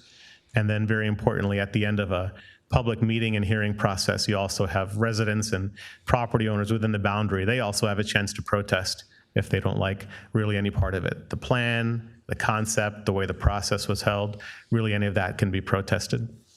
And so there's no vote because no one's tax bill is changing, but there is that protest opportunity at the end of the process. So we mentioned that it's a tool for infrastructure. It's a long list as far as what's eligible in the EIFD law: water, sewer, roads, parks, affordable housing's on the list, broadband infrastructure, and we're kind of seeing it evolve over time, almost with each legislative session in terms of what is eligible. Hinted at this already, a big reason why cities and counties go down this path is just return on investment. Much of the time, dollars and cents, you're catalyzing some level of investment that would otherwise not happen with infrastructure investment, and through that you see new fiscal revenues to your general fund, as well as job creation, housing production, other measures of benefit. And then the second one, a bit less obvious, but I covered it in the intro, it's also you're elevating your ability to attract yet other dollars, especially state grants. This map has sort of evolved even since we were last here in November. There are about 36 of these formed across the state, 7 so far in LA County. It was most recently in Norwalk in November, where the county and the city of Norwalk partnered in one of these, and all shapes and sizes. Some are transit in nature, some are just basic water, sewer, road in Central Valley, California, all shapes and sizes, cities alone, counties alone, cities and counties working together. And this county has been the best in terms of partnering, in terms of cities, partnering with cities. No other county has partnered with as many cities as Los Angeles County has. And it's a big part of what we think is the value proposition for Downey. The map mentioned earlier, this is what we would call a very specifically defined district boundary as far as these types of districts go. It's about 190 acres in total. In terms of your total assessed value citywide, it's almost zero. A lot of the land in these boundaries is not even on the tax rolls given public ownership, and that presents a pretty good value proposition in terms of return on investment. A lot more to gain in terms of value than what you can lose since it's almost zero today. And so counties generally like that, given it just like you would look at it from your general fund perspective, the county would look at it from their general fund perspective, way more upside than downside in terms of partnership and what can be catalyzed in these areas, delivering value and property tax and other revenues to all these taxing entities, the city, the county, and also the others. The currency in this tool is property tax revenues. It's future property tax revenues from within the boundary. And we always make the clarification. It's perhaps counterintuitive that most of the property tax dollars that folks pay within the city don't go to the city. Majority go to school districts, then the county. Almost last on the list is the city in terms of the share of the property tax pie. That's the currency that the city brings to the table. Hence, the need, the appeal of a partnership with another taxing entity, such as the county, essentially getting a piece of their pie to match your piece of the pie for projects within the community. The county has a policy with which they decide whether to partner with a city or not, and the proposal is currently drafted, is checking their boxes, and the initial conversations has been quite positive. We've got lots of funding capacity illustrations. Just very importantly, nothing about today's action is committing in terms of dollars or percentages. This is a conversation for future city council consideration, but there has been a lot of analysis done to date. Everything on this page is sort of what is a lesser level of development within this boundary scenario get you in terms of dollars. The next page is what is a more intense level of development. And then basically you'll have your choice in the future of how much of your future dollar you'll commit and how much you might then receive in terms of a county match. And what does that get you over time in terms of dollars? In the lesser development scenario, in 5 years, you're $1.5 million to $6 million. Over 10 years, 2.7 to 9.5 million bucks. In the more intense potential development scenario, those numbers all go up. With more assessed property value, the more funding capacity you realize through these tools. So within 5 years, maybe you're up to between 4 and 13 million bucks. Within 10 years, 8 to 25 million bucks. And the way these tools work, the longer they go, the more assessed values increase, the more you're able to access through these tools. So the funding capacity goes up over time. Again, just reiterating the point, and beyond those dollars shown, it's additionally you're scoring more points on grant applications. Again, explicitly, especially on state housing grants, they're building it into their scoring rubrics. 2 more points for a infill infrastructure grant or affordable housing and sustainable community grant for communities that do explicitly these types of tools. The state's recognizing, especially the state, is recognizing it's a big deal to encumber a piece of future property tax, even within a specific boundary. So for that, you're being rewarded with higher scoring on their grants. I think I covered return on investment. I won't belabor it again. It's dollars and cents, but it's also things like housing, jobs, the wages associated with those jobs. So a process. We're still sort of in A, B, or just getting to C, look under the hood, feasibility analysis. Letter C is the first time this council would be potentially taking an action. It's non-binding, but again, important symbolically, the so-called resolution of intention appended to this agenda item. With this action, you would be formally establishing this governing body, the Public Financing Authority. If you take this action, you would be choosing membership from your body. If the county joins you, thought we had a slide on membership, but it's not in this one. I'll just cover it verbally. So we're working on the assumption, given the county's receptiveness thus far, that they will be your partner. And that means you will be appointing 2 members of the city council to this governing body. The county would appoint a supervisor or the supervisor's designee to sit beside you. You would, in the future, appoint a member of the public, and then the county would also appoint a member of the public for a total of 5 members. And so the action in this item is assuming the county's partnership, which all signs point to thus far. And then beyond that comes everything letters D through I, which remains a very transparent and public process. That guiding document gets drafted, it gets vetted, again, quite publicly over a series of duly noticed public meetings, noticed by mail, by newspaper, by website. And then it's just sort of, what are you going to do with the money, over what time duration, what are the fiscal impacts, just so that everyone in the community is clear, what is this all about? There's meant to be sort of no secrecy. Those are some of the criticisms of the old redevelopment agencies in California. This is meant to proactively address all of that. Potential finish line we think could be summer, maybe July of 2026, where the district is fully formed if you do continue down this path. Oh, here's the slide. So yeah, so assuming the county's partnership, you would be 2 members of the city council. You would appoint 1 additional as an alternate, just in case someone cannot attend a meeting, as an example. And then when the county takes its companion motion, hopefully January, they would appoint the supervisor or her designee and a member of the public, just like you would appoint.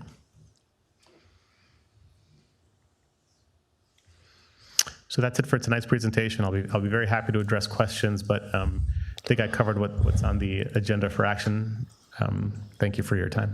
Thank you, Joel. Thank you for that the detailed presentation. I'm encouraged by the progress that we've been able to make with the county and Supervisor Hahn's office. A lot of that falls into the Rancho South campus, which does fall in District 2. So really encouraged by the progress we've made with the county, the supervisor's office, and the county CEO's office. So at this point, I'll go ahead and open it up to my colleagues for any comments or questions. Thank you, Mayor, and thank you for the presentation. I think this is, again, timely report as we look at, this council worked on, Downey's, the next 5-year plan in where we want to be in terms of infrastructure improvements and also economic development. And I think this council has been focused on making sure that we move forward. There's so many opportunities in our city, and looking at this report, it's a no-brainer. Making sure that we have allocated and substantial investment for future projects as it relates to development and infrastructure. I think this is an important step forward for our city. And as I read the report, knowing that Metro will pick up the tab of approximately $65,000 for this and the consultant from the get-go, I think, why would we not support it?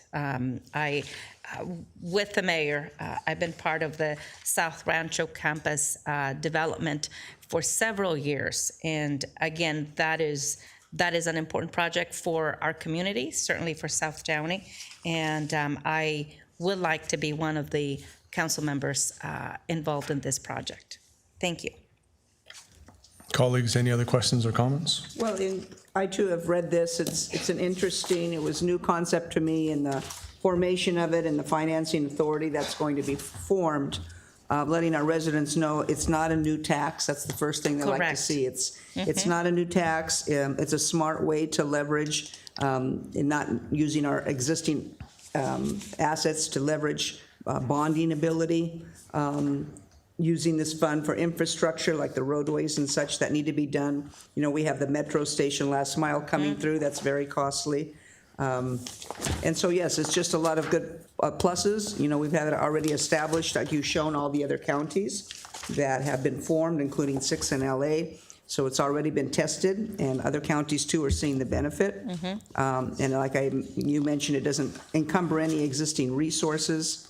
And having someone that has been involved more with the state, with our county representatives, I could see that both Mayor Sosa and Councilwoman Frometa be the members in this representation, as you have more experience in dealing with certain areas in the past with them. That would be my recommendation, to move forward and appoint both of you, if my colleagues might agree. Okay, any other questions or comments? Was that a motion, Mayor Pro Tem Pemberton? Yes, I'd like to make that motion. And that motion would include adoption of the resolution as well? make sure that's the. Yes, adoption of Resolution 258328 and appointing the two members of the current council to be Mayor Sosa and Councilwoman Frometa. I second that motion. Do we have to name an alternate tonight? Yeah. Would anybody? Yes, it would be best to select an alternate. I would nominate Councilmember Horacio Ortiz as an alternate. Okay, we have a motion and a second. That was an amended motion to nominate the alternate. Alternate. Yeah. Yes. I second her motion. Okay, please vote. Thank you for the presentation. Thank you.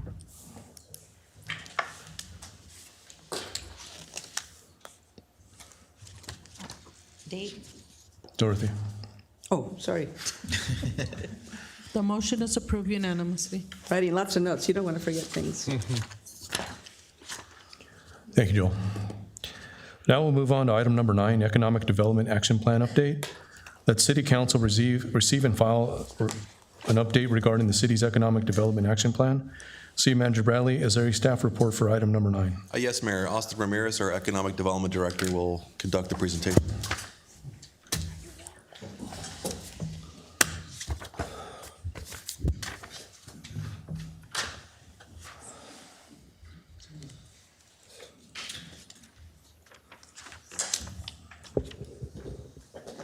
Good evening, Mayor and Council. Thank you for your time tonight. Just wait for the slide deck to. Thank you.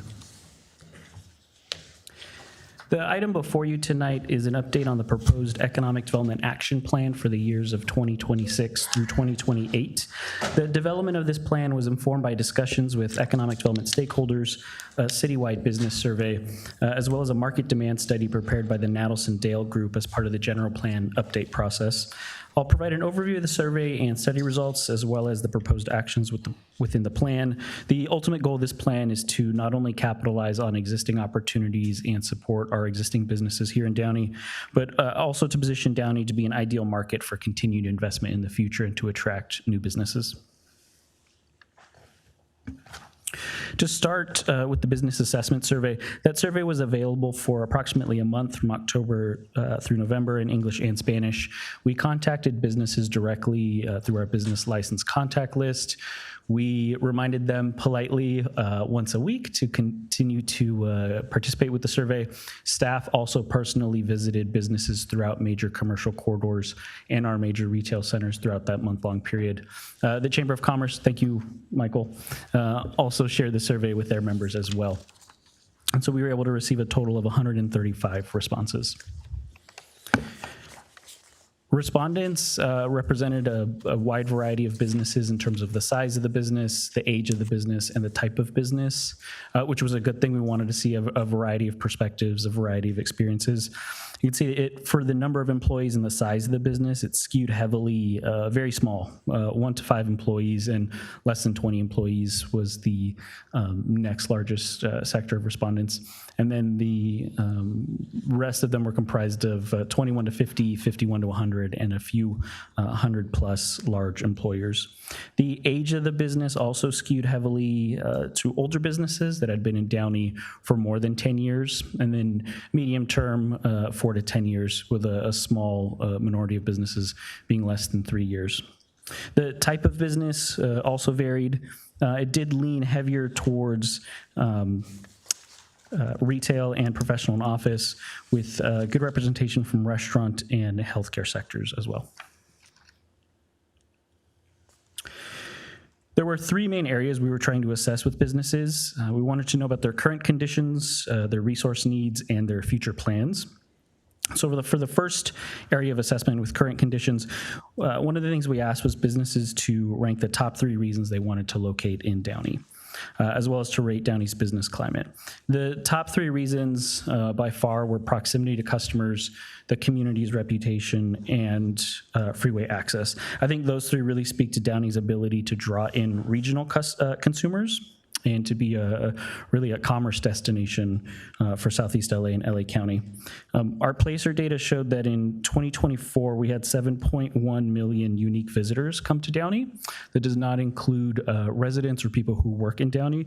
Those are people who are coming to Downey to shop at our businesses, receive healthcare, participate in our education system, conduct their own business, or simply enjoy what our community has to offer. We also have very strong brand loyalty, as a store would call it. Of those 7.1 million, on average, they return to Downey 9 times per year. So we saw over 61 million visits come through our city in 2024, and we're set to exceed that in 2025 as well. When asked to rank Downey's business climate, more than 60% of respondents rated our climate as good or excellent. 35% rated it fair, with a small minority ranking it as poor. And then some of the other current conditions we were trying to investigate more. We asked them if community events, festivals, or tourism promotions positively impact their business. This is citywide, so we were surprised to see this result, to be honest.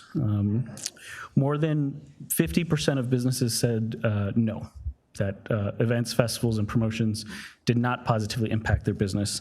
I want to point out the phrasing. We did not say, does it have a negative impact? We said, does it have a positive impact?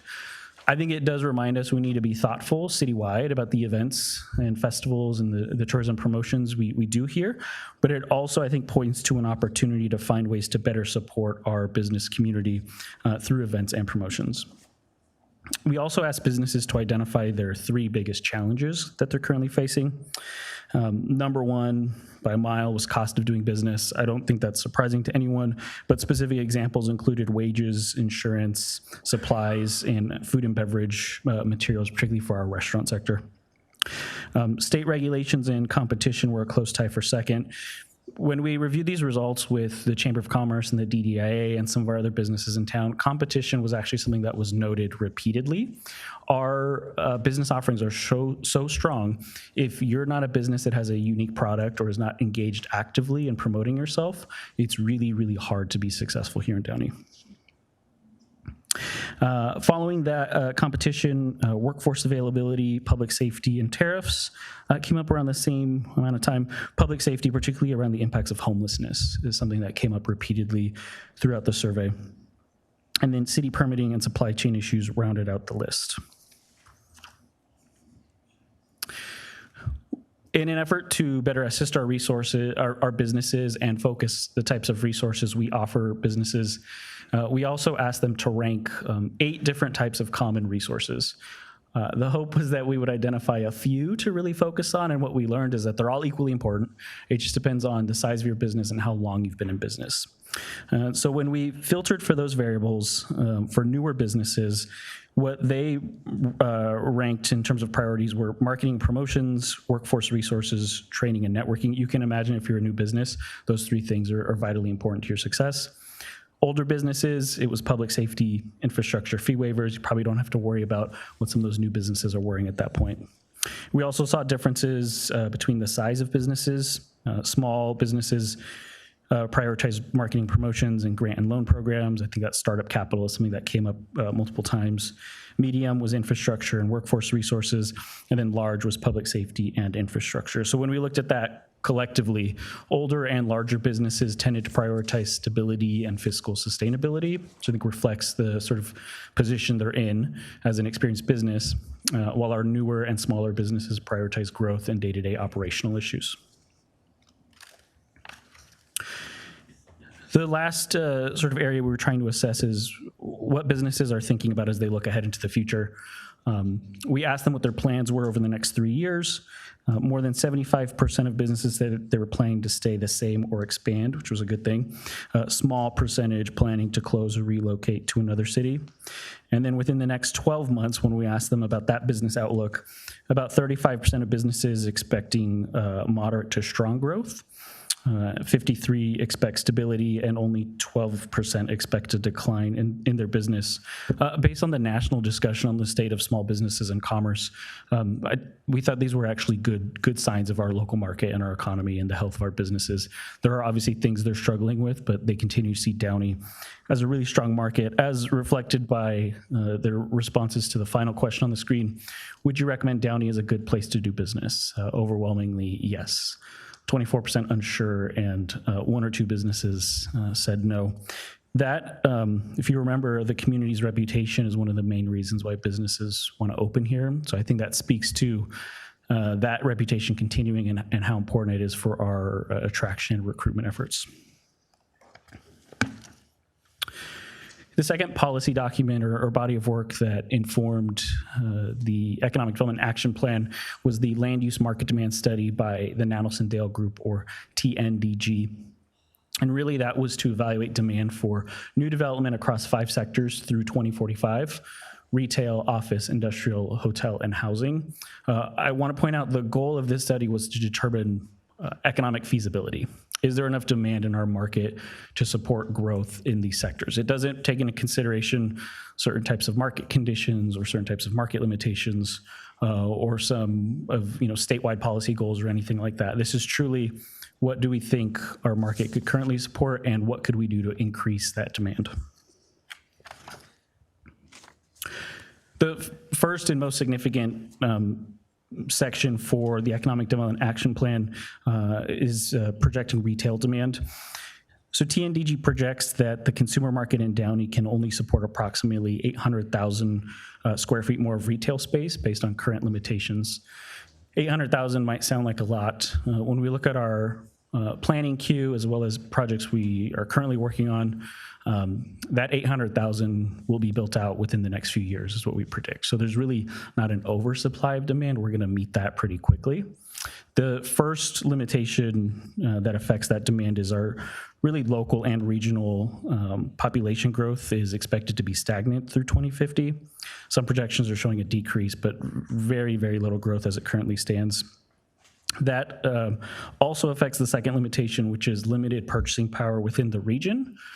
Downey enjoys strong median household incomes, but as we know, when 61 million people are coming through our economy on a yearly basis, we rely on those dollars to continue to fund our local businesses. And so not being able to have population growth or new consumers ultimately limits the demand. It's a finite supply. Growing e-commerce is something we'll talk about here later. But that shift is also changing demand for physical retail space. We are seeing some retail leakage as well. Particularly, Downey consumers are choosing to spend a significant amount of their dollars in Long Beach and Cerritos. The specific retail categories where that leakage is occurring is in clothing, home furnishings, appliances, and motor vehicle dealers. I do think that's consistent with the strong retail offerings in Long Beach and Cerritos, such as Los Cerritos Center or Cerritos Auto Square, but that does leave opportunities for us to identify types of retailers that we could bring to Downey to encourage our consumers to keep those dollars here in our community.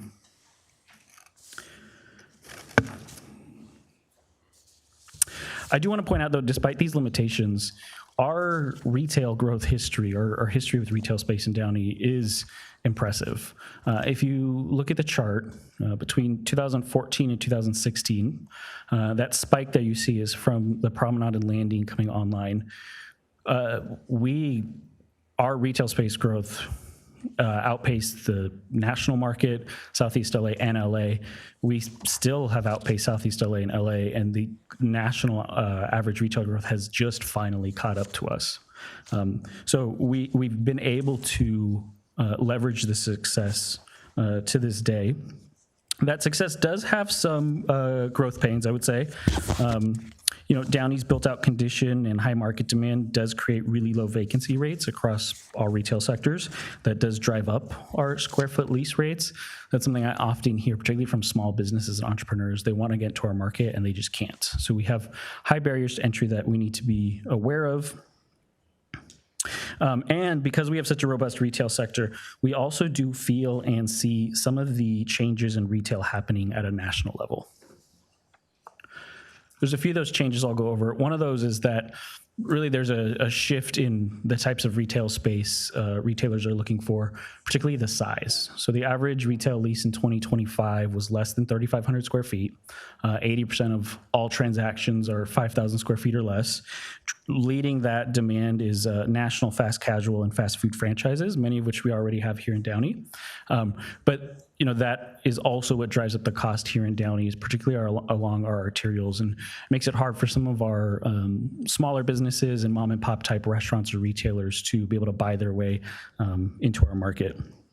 We're also seeing this as our former big box retail spaces that are now vacant are being subdivided. So we're seeing our property owners, and we're encouraging them to rethink what those larger spaces look like. The benefit there is not only do they fill those spaces, but they're able to choose from much higher quality tenants than those that are typically looking to fill the big box retail stores. We are seeing still the strength of Downey's market, though, when we look at projects like Round One. Those are taking, that's going to be a flagship store here for Round One, filling that 3-story Sears.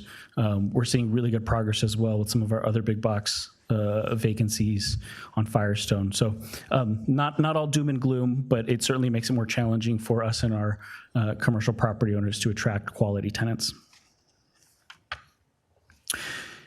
Some of the other changes happening at a national level that we're continuing to feel here in Downey, for the first time since the last recession, store closings exceeded new store openings. That's a national statistic. So we've seen some closings here in Downey, hoping we don't see more, but it's definitely not helping us open new stores here in Downey.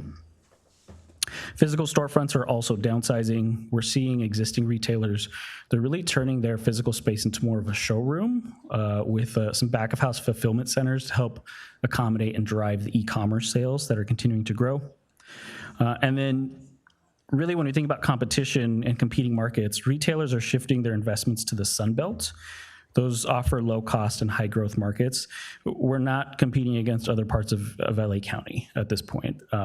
In fact, because we have a regional economy, it would help us if the rest of LA County and Southeast LA was able to advance their economic development initiatives as well.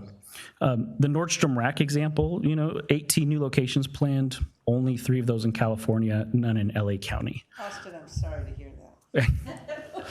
That's a great. Yes. So, it's just something to be aware of. We're really not competing against our neighbors. We're really competing against other markets that are cheaper, faster, and more profitable. And then I included a quote here from one of our commercial property owners who's very active in leasing, not only in Downey, but throughout the state. And what he said was, in my 40-year career, this is the worst leasing environment I've ever seen for anything larger than 5,000 square feet. It doesn't mean anyone's giving up. It just means it's becoming very hard to attract high quality tenants, and something we're continuing to support our commercial property owners with as much as possible. The next section we looked at in the demand study was housing. We obviously have limited land available in Downey. They're very high construction costs, but we have an overflow of demand to live in Downey. We're a premier community. Many people want to live here. It's also reflected in our vacancy rates. When you compare that against the county and state, we're less than half of the state and much lower than the county. Nadelson Dale Group projects that there is demand to support an additional 3,000 units at minimum at this point in time. The projections reflect higher density products and the introduction of residential into what have formerly only been retail corridors. So when we talk about mixed use, not the vertical mixed use where you have retail on the ground floor and residential above, it's putting residential in commercial corridors. This also assumes more aggressive policies, both locally and statewide, to meet RENA obligations. It's important that we look at the new residential development that's being proposed throughout the city as not just something that addresses the housing shortage, but it will be the single most important economic catalyst for our community and the primary way we're going to generate sustainable revenue growth as we're going to be built out here completely pretty soon. Some of the reasons why we're considering an economic catalyst, I've mentioned the shift in e-commerce and the growth there. I think we all shop at home. The home is a new point of sale. It's generating sales and use taxes. It's also, e-commerce is also directly tied to a physical retail presence. It's not replacing it, but the way we're seeing retailers transform their physical storefronts is increasing and further increasing the growth in e-commerce. So right now, almost 20% of national retail sales are made up through online purchases. That's almost $300 billion represented there. Sorry, I lost my place. The other thing to note is that it doesn't look like that growth is going to change. In 2025, the growth of digital sales outpaced in-store sales 8% to a little under 2%. The other ways we're seeing increased residential rooftops help economic development is through the support of our existing businesses and helping us attract new businesses.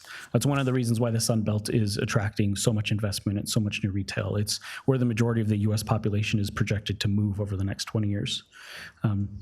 So it's a way to support our local businesses. It's a way to recruit new businesses. Many of our employers reported the lack of housing inventory as a workforce retention issue. The map here from Placer is representing a healthcare employer. I can't disclose who that employer is for privacy reasons, but I wanted to include it because it shows approximately where their employees are commuting from. The healthcare industry is particularly important for us to try and locate those employees here in Downey to become residents, because the healthcare industry is experiencing the highest wage growth of all industries right now. So when we think about increasing our median household income, our per capita income, in order to better attract high quality retailers, we need to look at how to improve those factors here in Downey. Downey's Power Retail Centers all express support for new residential development. They see it as new customers to continue to support their growth. We've talked about how the lack of population growth is a significant barrier for new businesses. Another thing Nadelson Dale Group noted is that restaurant demand is reaching a saturation point in Downey. So the long-term viability depends on new population growth or new consumers coming to Downey. So we can do that in a few different ways. The most effective way is to locate more people within our city. Demand for office, industrial, and hotel uses was modest, particularly in the office and industrial use areas. That's due to a few factors: limited regional growth, shifts in the office sector, and for industrial, more available inventory in neighboring cities. So they're projecting really only an additional 50,000 square feet of office and an additional 150,000 square feet of industrial. Those are relatively small for both of those use cases. Hotel demand is modest, but shows the potential to add between 100 and 172 hotel rooms. This aligns with our hotel development plans for the Back 20. So once that project is complete, we'll have pretty much captured all the hotel demand we can in our area. That's limited not only by the lack of land, but also 4 other hotel projects planned in the region that are going to capture some of that market share. So we've gone through the research and the analysis that went into this. We're now moving on to the action plan itself. We continue to be a really strong market, but we are at a bit of an economic crossroads. We're about to be a fully built out community. We have a history of economic prosperity. What's fueled that in the past is physical growth, new industrial, new commercial, new healthcare, new office. We won't be able to do that anymore. And so when we look ahead and we think about the opportunities created by shifts in consumer behavior in the retail industry, we think about some of the generational global sporting events that we're fortunate to have come through our market over the next few years. And we think about these really large acreage development projects that any city would be grateful to have one of, and we have 2 between the Back 20 and Rancho Los Amigos. We feel we can maximize the value of our existing land. We can recapture some of that spending leakage that's occurring, and we can certainly leverage new housing as an economic catalyst to continue to enhance our position as a regional economic engine. Our first priority is around maximizing redevelopment opportunities. We have such limited land inventory. What we facilitate on any developed or undeveloped property becomes increasingly more important. I'm only going to reference the goals and then the bolded actions. But the first goal there is to continue our efforts to redevelop Rancho Los Amigos. We heard a lot about the EIFD tonight. I just want to point out a lot of cities are establishing an EIFD. Very few have tangible projects to begin applying this tool. And so not only do we have an EIFD here coming shortly, but we'll also be able to leverage it and use it and put it into practice. Our second goal is to continue our efforts to develop the back 20. We are making really good progress with IRG, our developer on that site. We're hoping in this upcoming year to secure approvals from not only the Regional Water Board, but also Kaiser, Walmart, and Northwood Retail to develop residential and hotel uses on the site. And then one that we're continuing to shift our focus on is to initiate redevelopment of the historic NASA Volte building. We're hoping to acquire that property from Northwood Retail in the upcoming year. The next priority focuses on our downtown core. It's really turned into the community central hub. We have our annual signature events. We're attracting regional consumers. Our placer data shows that in 2024, we had 6.7 million visits to downtown alone. 75% of all visitors live outside of Downey. So again, speaking to that regional appeal and that regional draw. We have a vibrant nightlife, a well-established nightlife, so future efforts will focus on bringing family-friendly amenities and businesses that drive increased foot traffic during daytime hours. If we look at our visitation data right now, it does skew towards Thursday night, Friday night, Saturday night. We don't want to decrease that, but we want to see how we can balance that across other amenities through downtown. And as we've seen in the survey, we do need to be thoughtful about how we mitigate the impacts of events and street closures on our downtown businesses. The first action I'd like to just point out is continue providing in-kind support for legacy events that our Chamber of Commerce put on for the community, as well as Angel City Market. And then the second goal I'd like to highlight is we have a alley in downtown that's been newly refreshed by our Public Works team.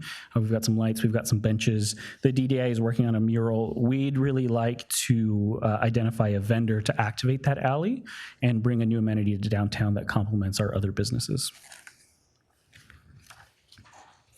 Our next priority is around marketing and branding.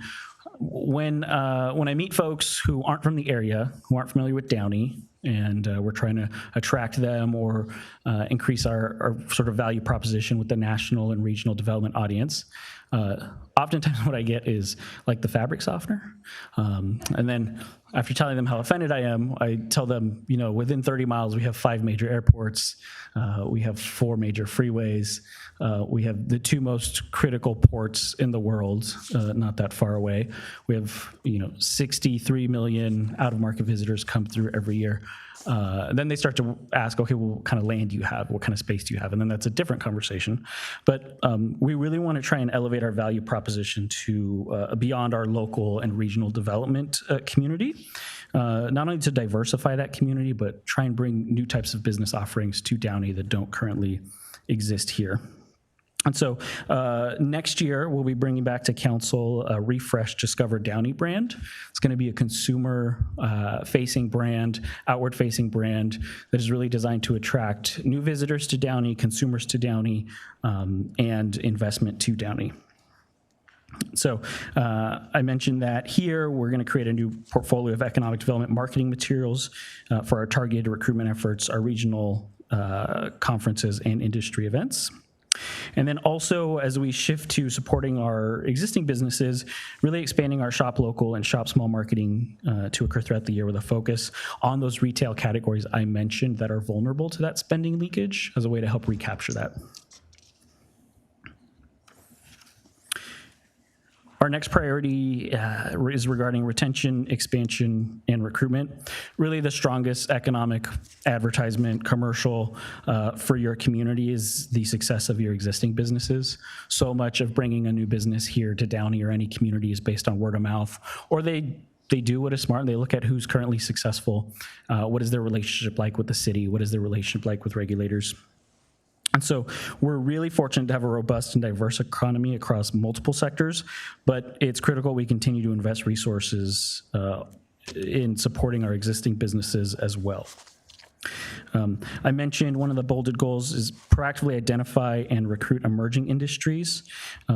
There was a time when that was biomedical, and at this point, biomedical has shifted. It's really sort of locating itself in sort of dense areas of research institutions, venture capital, more towards academic institutions. We're really lucky to have a robust healthcare sector here in Downey, and so I think we want to take another look at biomedical, but also think about, are there other emerging industries we could bring to Downey to support our existing businesses? And then another thing we're excited to do to help with the retention and expansion of our existing businesses, and a new sort of ability for us, is when we look at our revenue data sources and our placer data, it's quite predictive. It allows us to identify already struggling businesses or businesses that may be struggling in the near future. And so one of the things we want to do is start conducting proactive retention visits to provide timely interventions and resources to support our businesses. Oftentimes we get a call from a business and it's too late. So we're about to close, I'm in too much debt. It's really hard to help at that point. But if we can help provide resources before they reach that tipping point, that's something we'd like to do. Tourism and hospitality growth is another priority identified in the action plan, really triggered by the World Cup and the Olympics. We also feel like with that market demand for around 150 hotel rooms, we've got an opportunity to build that out and secure long-term TOT revenue. For these global events I've mentioned, we'd really like to secure rights to host an official FIFA fan festival here in Downey. You can think about the exposure that would bring to our community. And so how do we turn that one-time sort of exposure into repeat and returning visitors is something we're going to focus on. And then also just continuing to redevelop the back 20 with that hotel use. Our final priority here is around incentives and best practices. And when we talk about competing markets, this is really where we stand out. This is how we encourage them to stay in California and to return their focus back to Downey. Other parts of the state, other states, they are becoming increasingly challenging for business and industry. And so what's key for us is that we offer a welcoming, predictable, and streamlined environment that supports our existing businesses and our new businesses. Targeted incentives and operational best practices informed directly by our business community can combine for us to create a solutions-focused and business-friendly culture. You can see our recently award-winning planner, Jerry Clemente, there on the screen. I appreciate the planning team so much. So much of what makes our city welcoming to businesses and great for our businesses happens at that counter. Some of the goals I want to point out, we've talked about the EIFD quite a bit tonight. The other thing, just given the priority for public safety from our businesses through that survey, is to continue to provide responsive and proactive assistance to businesses through the city's STEP team. They work day in and day out. They coordinate across the city in order to mitigate the effects of homelessness and to help property owners better understand what their rights are. So next steps for us, many of these actions are already underway. The action plan attached to the memo includes timing for each action. We've also identified additional items for further consideration. One is to continue to explore fee waivers and reductions in fees for entrepreneurs, veterans, and small businesses. We'd really like to conduct an industry cluster analysis to, again, identify emerging or new industries we could bring to Downey. We're going to develop KPIs or key performance indicators for each area of the action plan and pair that with quarterly performance assessments to monitor the plan's progress. And then also develop eligibility criteria for businesses seeking financial incentives. With that, that concludes my presentation, but I'd be happy to answer any questions. Oh, that was a great, thorough report. A lot of encouraging news in there. A lot of good facts. Austin, I'd like to commend you for that. I know you worked hard along with Vanya, Sergio, and Eric in some pieces. That was a tremendously detailed report. So thank you. Thank you. I appreciate that. We appreciate that. I just want to say bravo. I really think this is an excellent report, very, very detailed. And I really would like to share this with our community. I don't know how many of our residents are still watching us online, but really, when you talk about successful, well thought out cities, well run cities, this is it. Again, this council worked on Downey's strategic plan, the Downey Forward Plan 2030, in 2024. It was this council. And this staff, we are all looking at the overarching goals, the strategies, the initiatives, so that we can move Downey forward. And one of the things that really stood out to me, Austin, in your presentation is right here out of this report. Beyond addressing a regional housing shortage, new residential development will be the single most important economic catalyst for Downey. And in the coming years, right? Now, we talked about the rise of e-commerce. We talked about the changing landscape in retail and consumer spending. So we really need to be thoughtful about how we are going to tackle that. In this report, the analysis that was provided and those key performance indicators, those are going to be key, for lack of a better word. Getting, really gauging and measuring where we are, what are the action items, because whether some of us are sitting in these chairs or not, that just really provides it's the driver to move this city in a direction that we want to move it. And again, being very thoughtful and looking at what are some of the challenges. I would like to know some of those graphics. Those graphs were really fantastic, by the way. What are the, I know public safety came up, small business, larger businesses, really looking at ways to address that. But also, and I know my council colleague is going to ask that question, so I won't steal that thunder. I want to know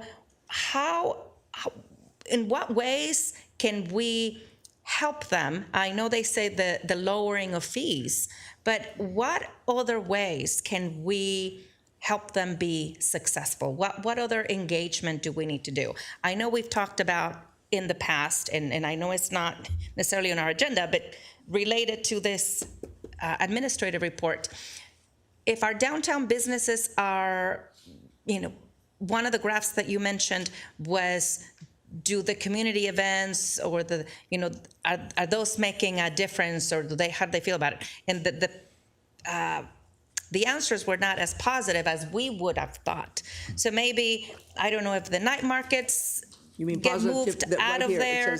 Positively impact their business, right? Yes, 52%. So again, I think as a council, these are also good opportunities for us to maybe agendize and look at, do we move the night market so that it's not so impactful to our downtown businesses. And again, I know this report encompassed, I think the Chamber of Commerce provided 138 responses, if I'm not mistaken.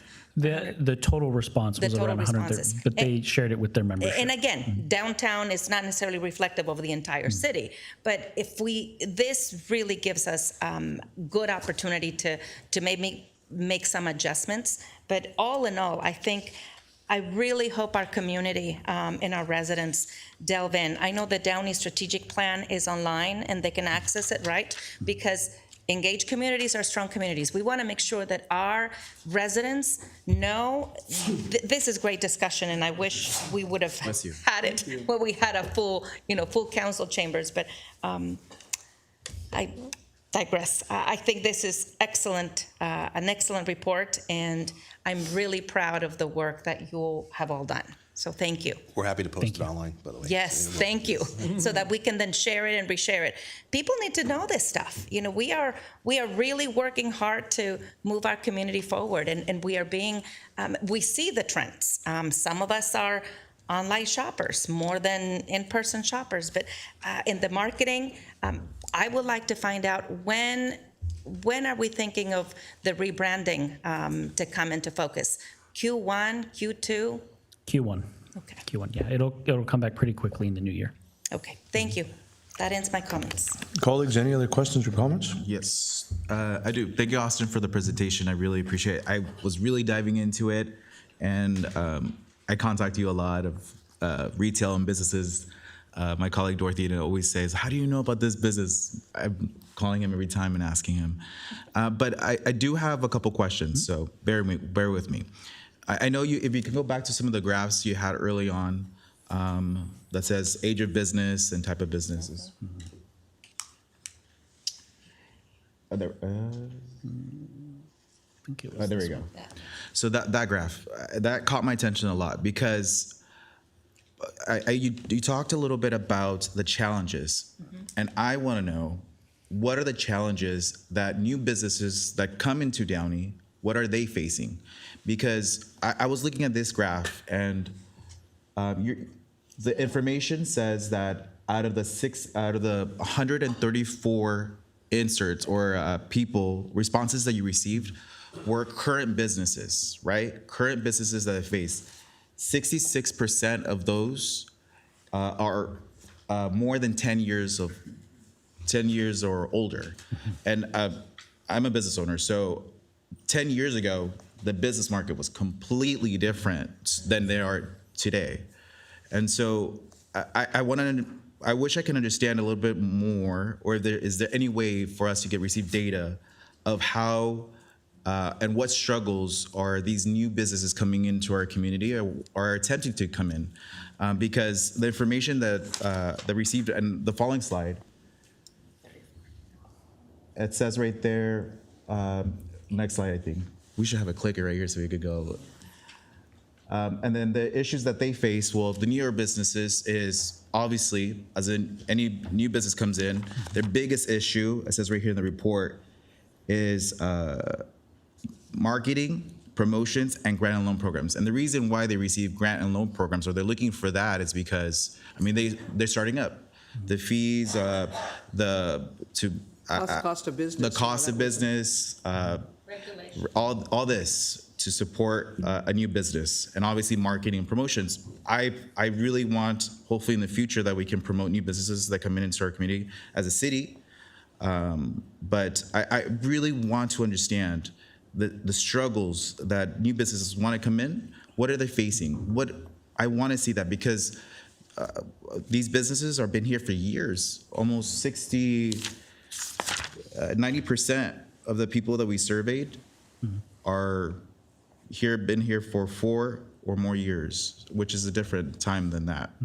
So is there any way we can get information of that type of, because if we really want to make a economic development action plan, well, I want to make sure that we can support these new businesses coming into our community. Yeah, no, it's a great point, and our data is only reflective of who responds. We get a much better indication of what entrepreneurs and new businesses are facing when we host our annual business workshops, because those are advertised to entrepreneurs and new businesses. Their challenges start before they even open a business. There are 2 reasons for that. One is most people that are opening a small business or entrepreneurs, we've learned in our experience, they have a really great product. They don't know how to run a business. They are really good at one thing, which is how you start a great business. But our technical assistance workshops help give them that structure to create a business plan, to know what it means to hire someone, to know what it means to pay someone, what sorts of liability come with opening your business, how to find a location for a business, how to submit a permit to the city, how to apply for funding, because a lot of people, I think, expect grants or loans to be really easy to get, and at this point, post-COVID, they're just not. So it's really the business fundamentals we see the biggest needs for.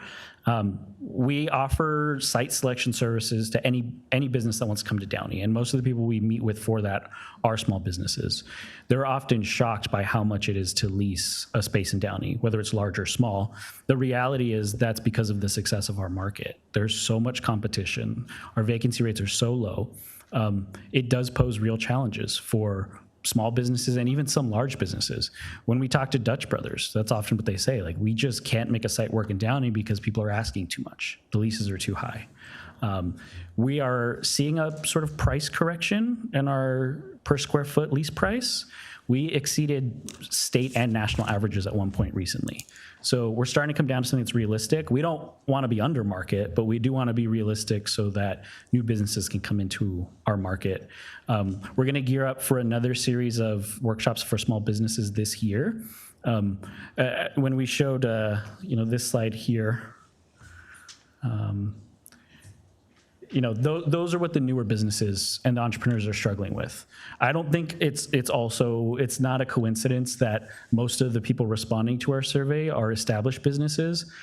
What we've seen is when someone's really in the early stages of running their business, they don't have time to do a survey. Yes. They really don't. It's part of why we had staff go in person, because they couldn't complete a survey, but they could have a quick conversation with our staff. But it's something we want to continue to monitor and continue to survey our business community to see how we can help. You touched, real quick, how long did the business assessment survey take an individual? Oh, that's what I was going to ask. So was it an online 5-minute or 20-minute or? We went for 5 to 7 minutes. 5 to 7 minutes. We're trying to capture someone's attention, just because we know even if we want to ask more in-depth questions, we're not going to get quality responses. Participation, right? You know what I would like to, if I may, what I would like to also see us as a city, we have one of the highest grossing Nissan dealerships in the country, Downey Nissan and Downey Hyundai. We've got, the highest grossing Raising Cane's and Chick-fil-A. We are a city that is certainly the Macy's as well.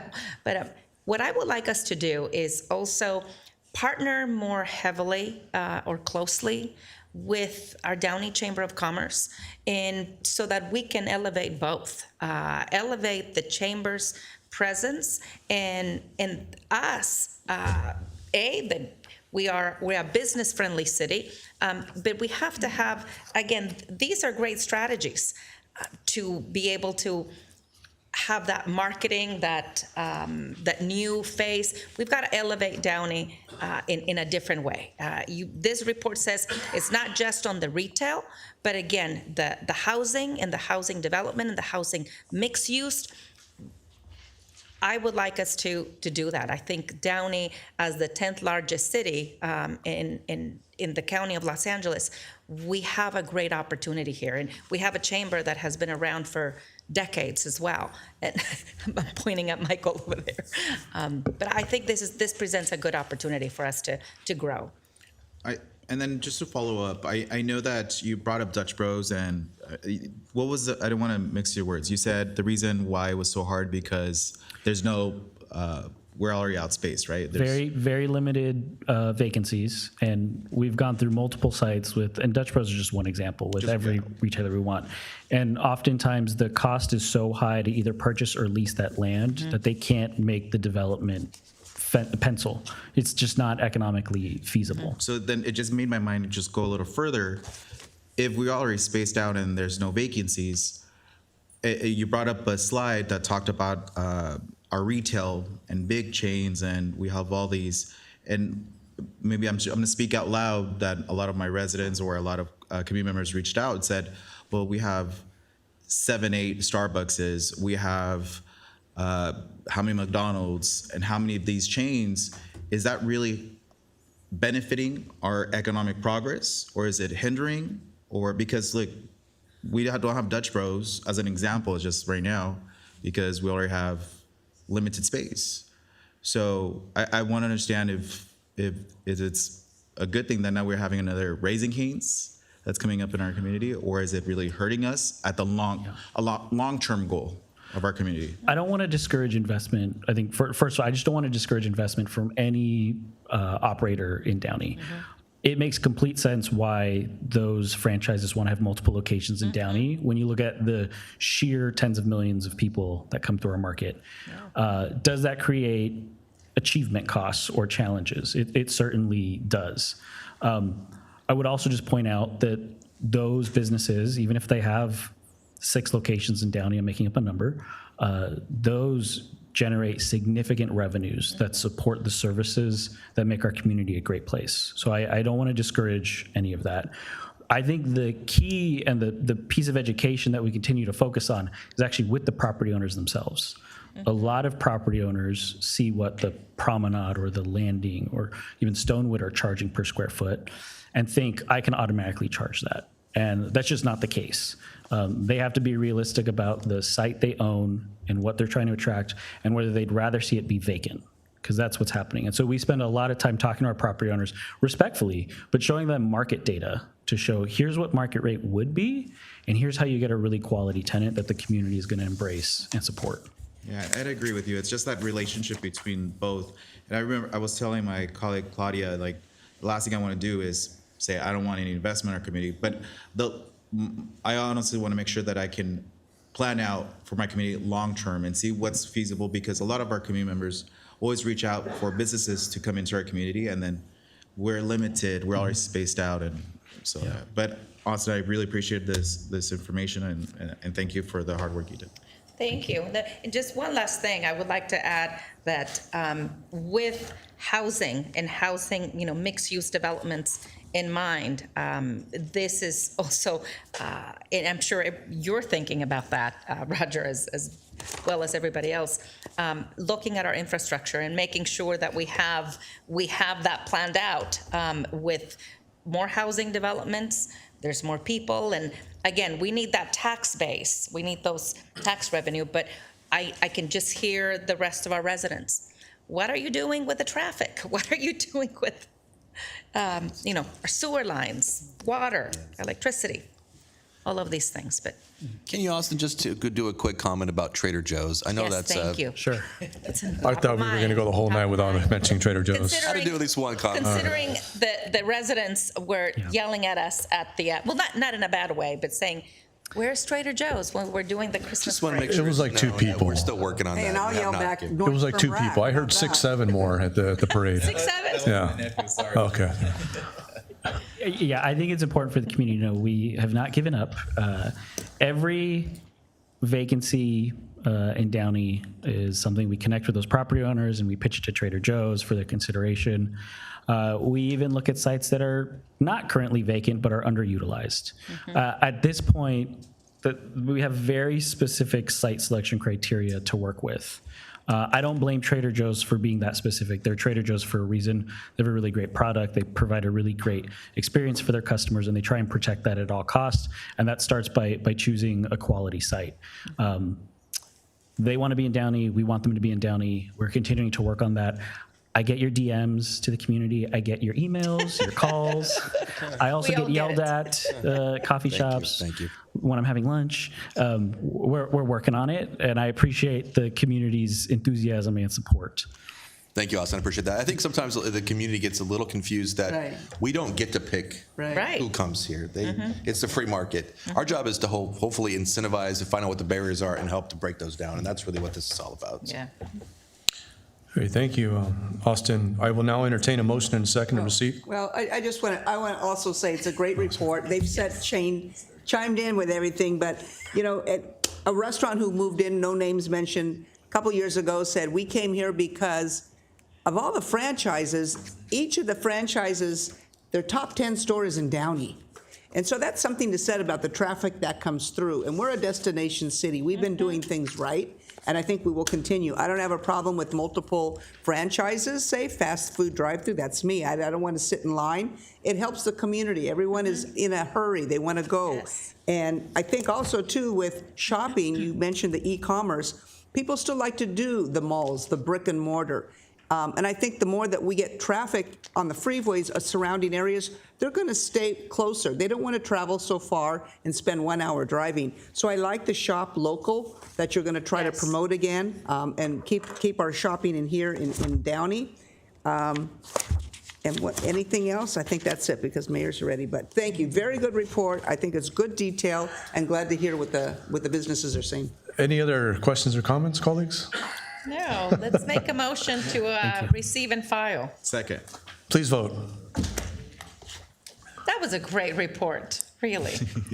As you can see, we were quite engaged. Those are the best reports. Oh, it's not, there we go. The motion is approved unanimously. Thank you. We'll move on to item number 10, report of Charter Review Ad Hoc Committee. that City Council, one, receive and discuss the report of the Charter Review Ad Hoc Committee to determine what potential charter amendments, if any, will be submitted to the Downey voters for the consideration at either the June 2nd, 2026 or November 3rd, 2026 statewide election. And number two, if any amendments are selected for voter consideration, to provide direction to city staff to prepare the resolutions necessary to place the amendments on the respective ballot. City Manager Bradley, is there a staff report for item number 10? Yes, Mayor, I'll turn it over to our city attorney to provide the presentation. Thank you.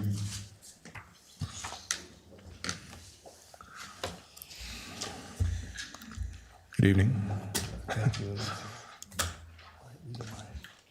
Okay. Good evening, Mayor and Council. Tonight is the report of the Charter Review Ad Hoc Committee. This committee was formed by the City Council for the specific and limited purpose of reviewing the city charter on a top-down basis for any potential amendments and modernization. To my knowledge, I don't think this task had been completed before. Over the years, there had been proposed amendments to the charter in terms of single amendments or piecemeal amendments, but I believe this is the first time the charter has been studied on a very holistic basis to consider any potential amendments and modernization that might be necessary over the years of the life of the charter. The committee members have been Mayor Sosa and Councilmember Fermetta. This committee met several times in the summertime between June 2025 and September 2025 with the assistance of city staff. I should also note that we had input and partnership with outside counsel Jim Priest. He's a city attorney, outside city attorney who has a long history with the city and is very expert and proficient in the business of city charters. And so he was able to provide his input as well and answer questions by the committee. So tonight's report that I'm delivering on behalf of the committee is really the culmination of the committee's work.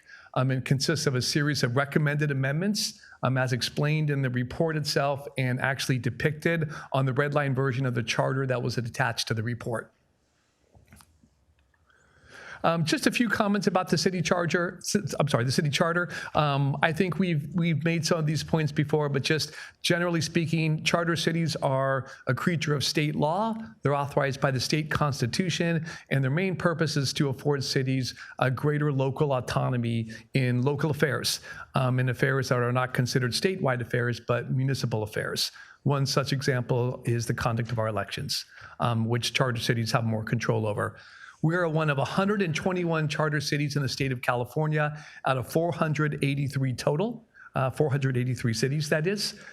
We first instituted a charter form of government in the year 1964, 8 years after the city was initially incorporated.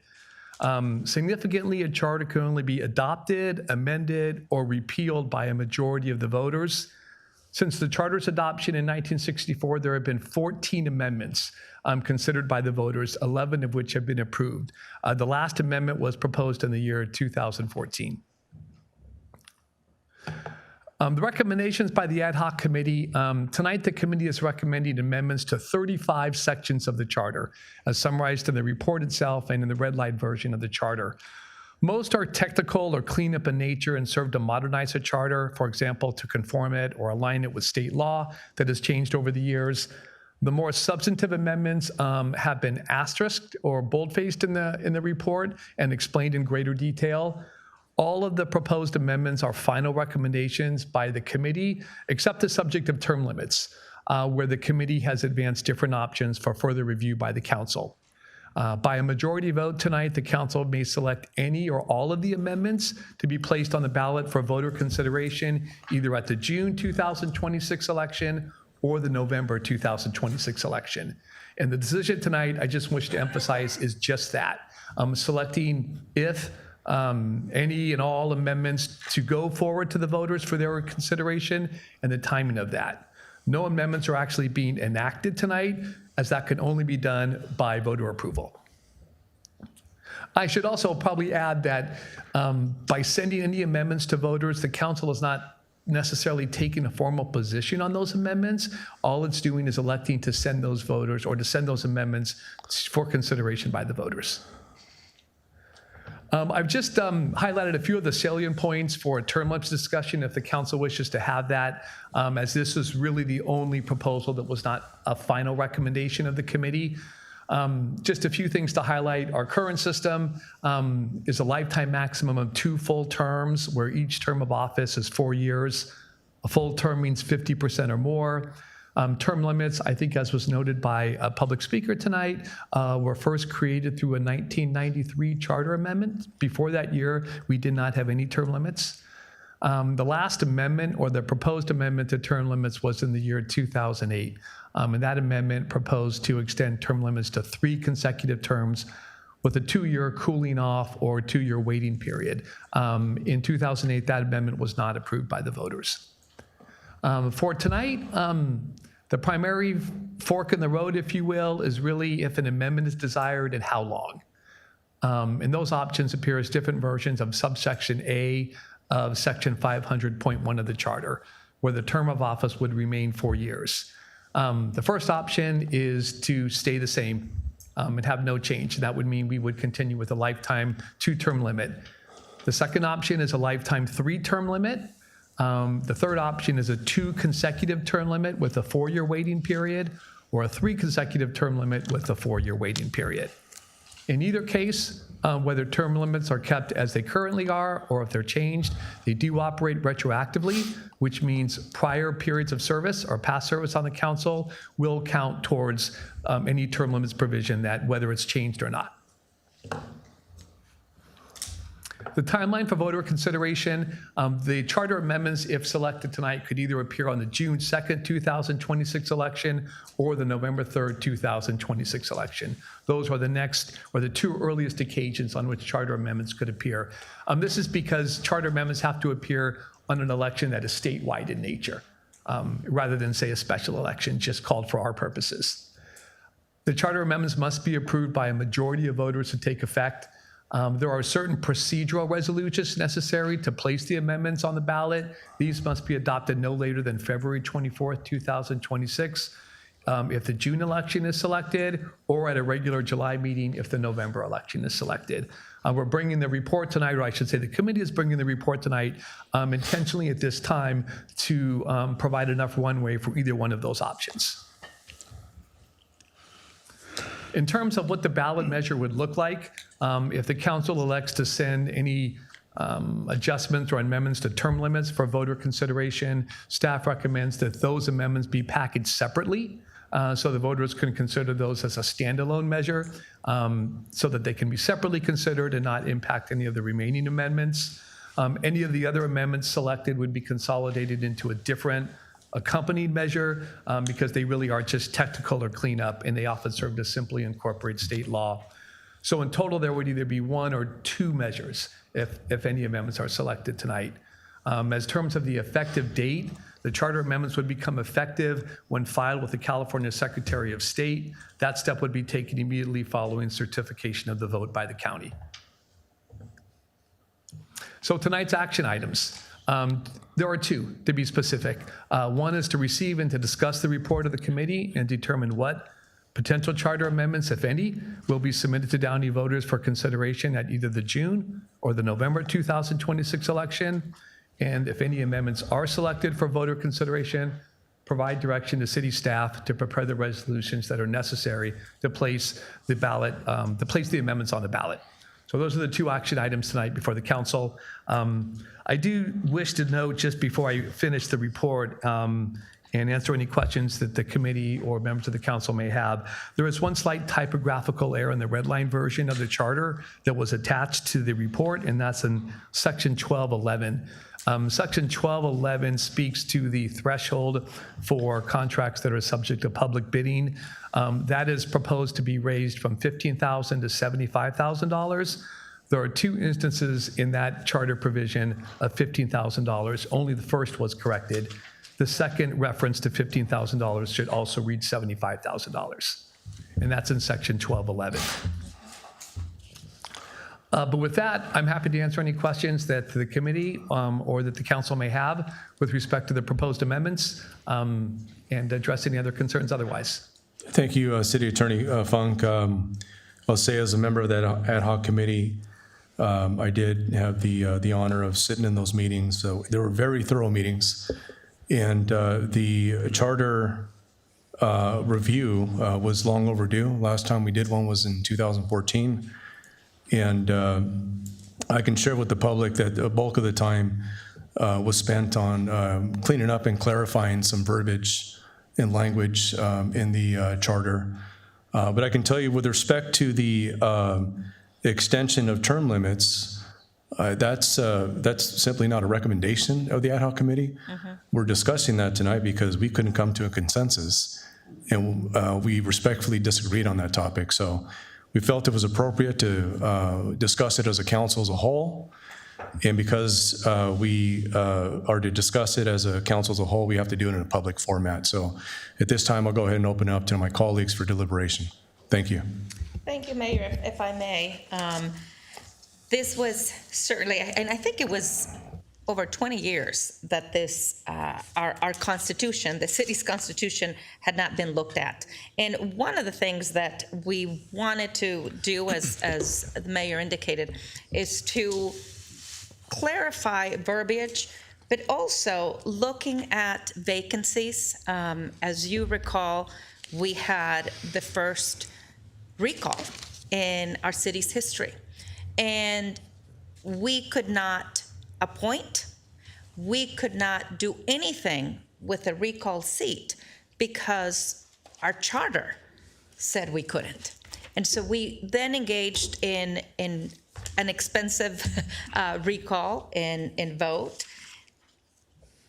And we wanted to make sure that as this city moves forward, that some of these line items in respect to vacancies, in respect to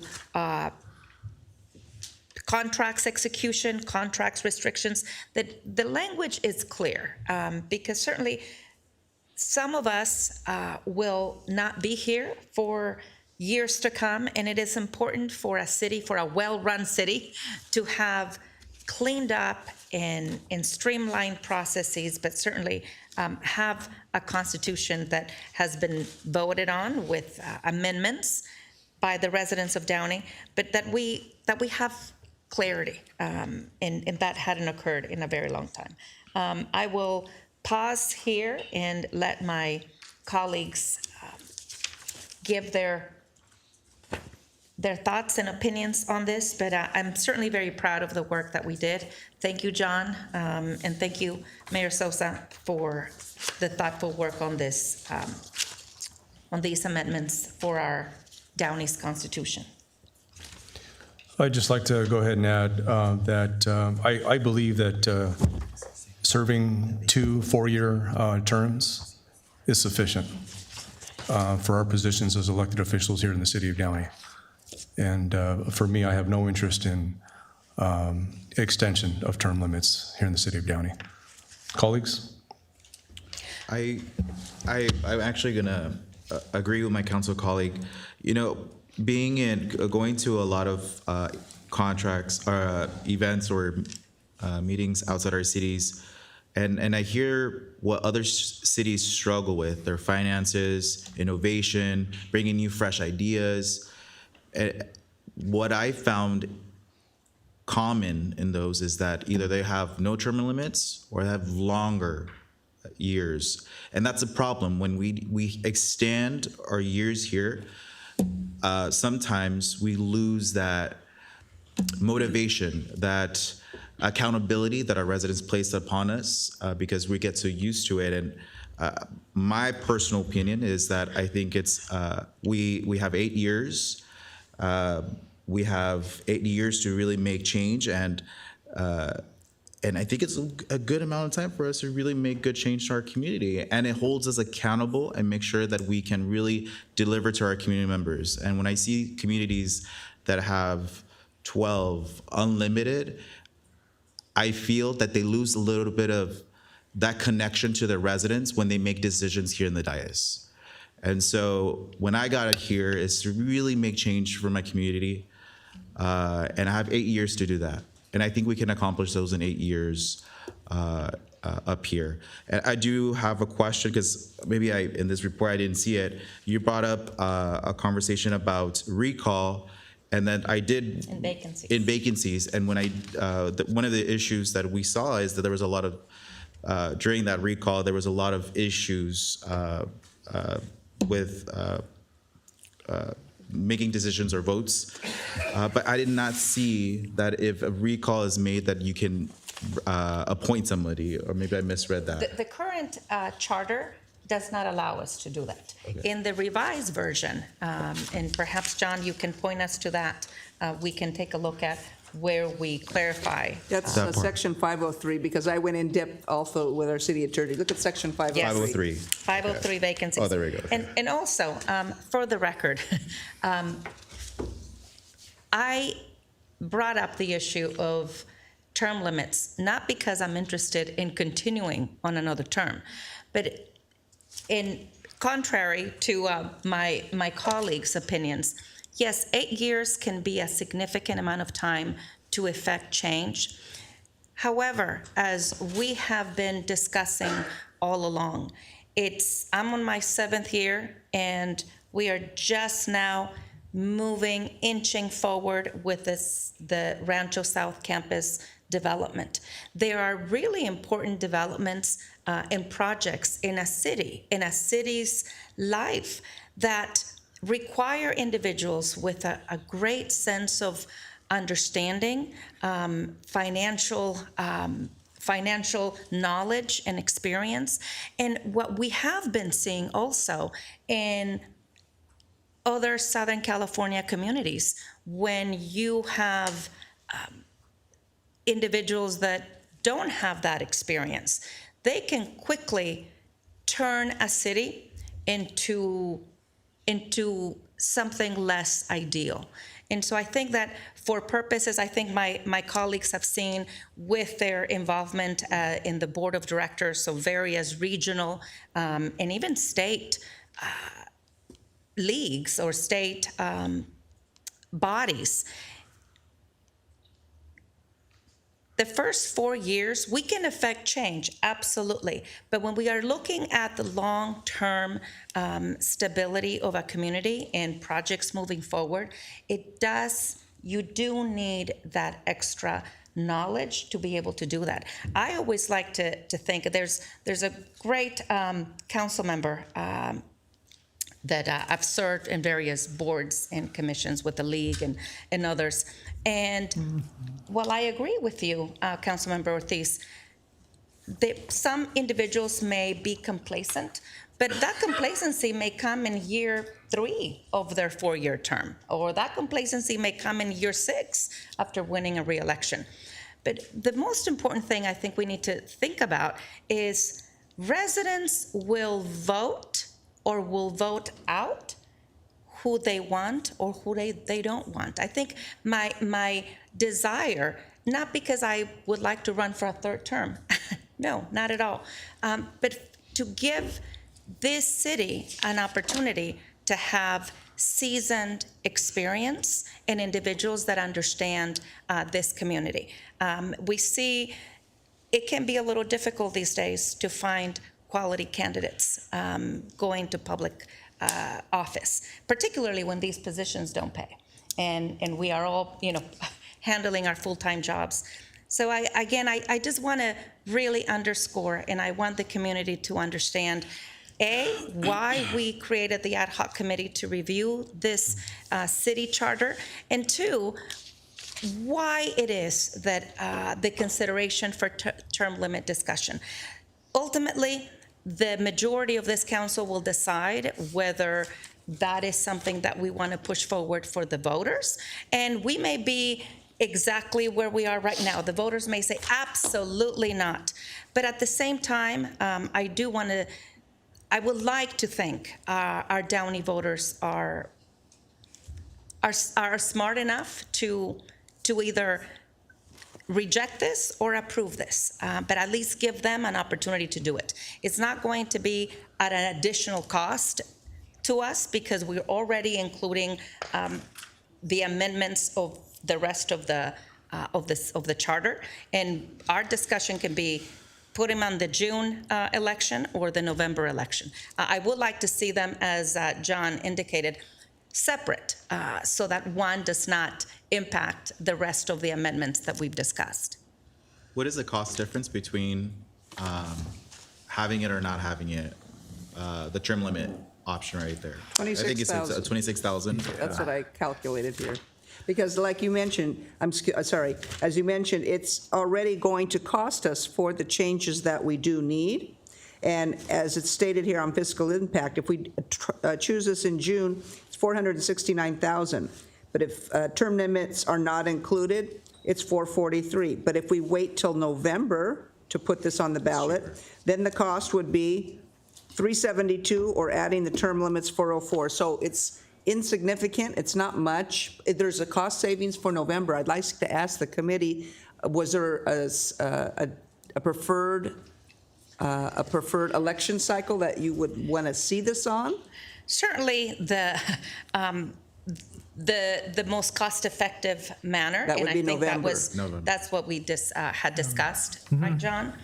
The reason for, I just should add, the smaller differential is that if term limits were included in the package of amendments the council selected to send to the voters for their consideration, that volume-wise, that's a much smaller ballot measure, whereas the other 34 amendments would be, this will all be included for the voters to see, the red line versions. And so those other 34 amendments collectively are about, we estimate, between 15 and 20 pages. So that's really what drives up the cost with the package of those, what I'll call the omnibus type amendments. And so the added measure would only really have 1 or 2 pages that would summarize the changes to the term limits. Yeah, I can say, I mean, if we did go that route, I mean, having this on the ballot in June would be an unnecessary waste of taxpayer dollars. And my stance, if I haven't made it clear, is I'd like to keep the term limits the same as they are right now. And just to, I actually have a conversation with my colleague. I know you mentioned, I think COVID was an abnormal moment in our community and in our nation. It just changed everywhere. But coming into this role, when you said we need seasoned individuals to really take the mantle from us, and I feel the people that I've appointed to my commissions, I have a commissioner here. Did she leave already too? My public works commissioner. She went to celebrate. She went to celebrate, but I feel that my role is to really elevate them. So when I do decide to step down or I trimmed out, that they're in the best position to be in this role. I think that's what happens with not only local governments, but in higher office, where there's no succession line.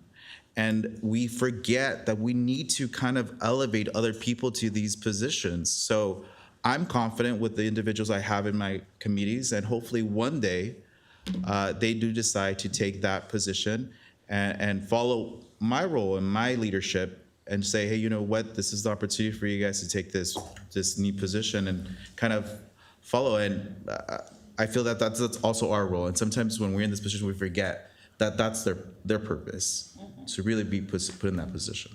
Oh, absolutely. And I don't think we forget, and I don't think they forget. I think some people don't necessarily want to be in elected office. Yeah, it's very different to be an appointed commissioner than running for office. It's different situation. We can definitely appoint people that we think we see qualities of leadership. But I think the question is, do they want to do this? Again, do they want to be a public servant in elected office and be committed to something like this? You bring up some good points. I'd like to say that, looking not as an elected, looking on the outside in, term limits, absolutely, because if there is somebody that isn't engaged for the city, then they could be there for a long time. And like everyone mentions, you can vote them out, but a lot of times they don't know the behind the scenes of what's positive or negative, and it just looks good on a flyer that goes out. being now in this role, my second year, I've learned from many cities that the cities that don't have term limits, 20 years, 25 years, they're stagnant cities. Exactly. They're stagnant cities, and that's a long term. However, you know, with the 8-year period, yes, you get started, then you get things in motion. What I like about, and I see it differently in that there are many that I've spoken with at events that have said, oh yes, I paused. I learned of this pause period, this cooling off period. If somebody, in my opinion, somebody is engaged in the community and they take a pause, let's bring in some new blood into this or a new elected official.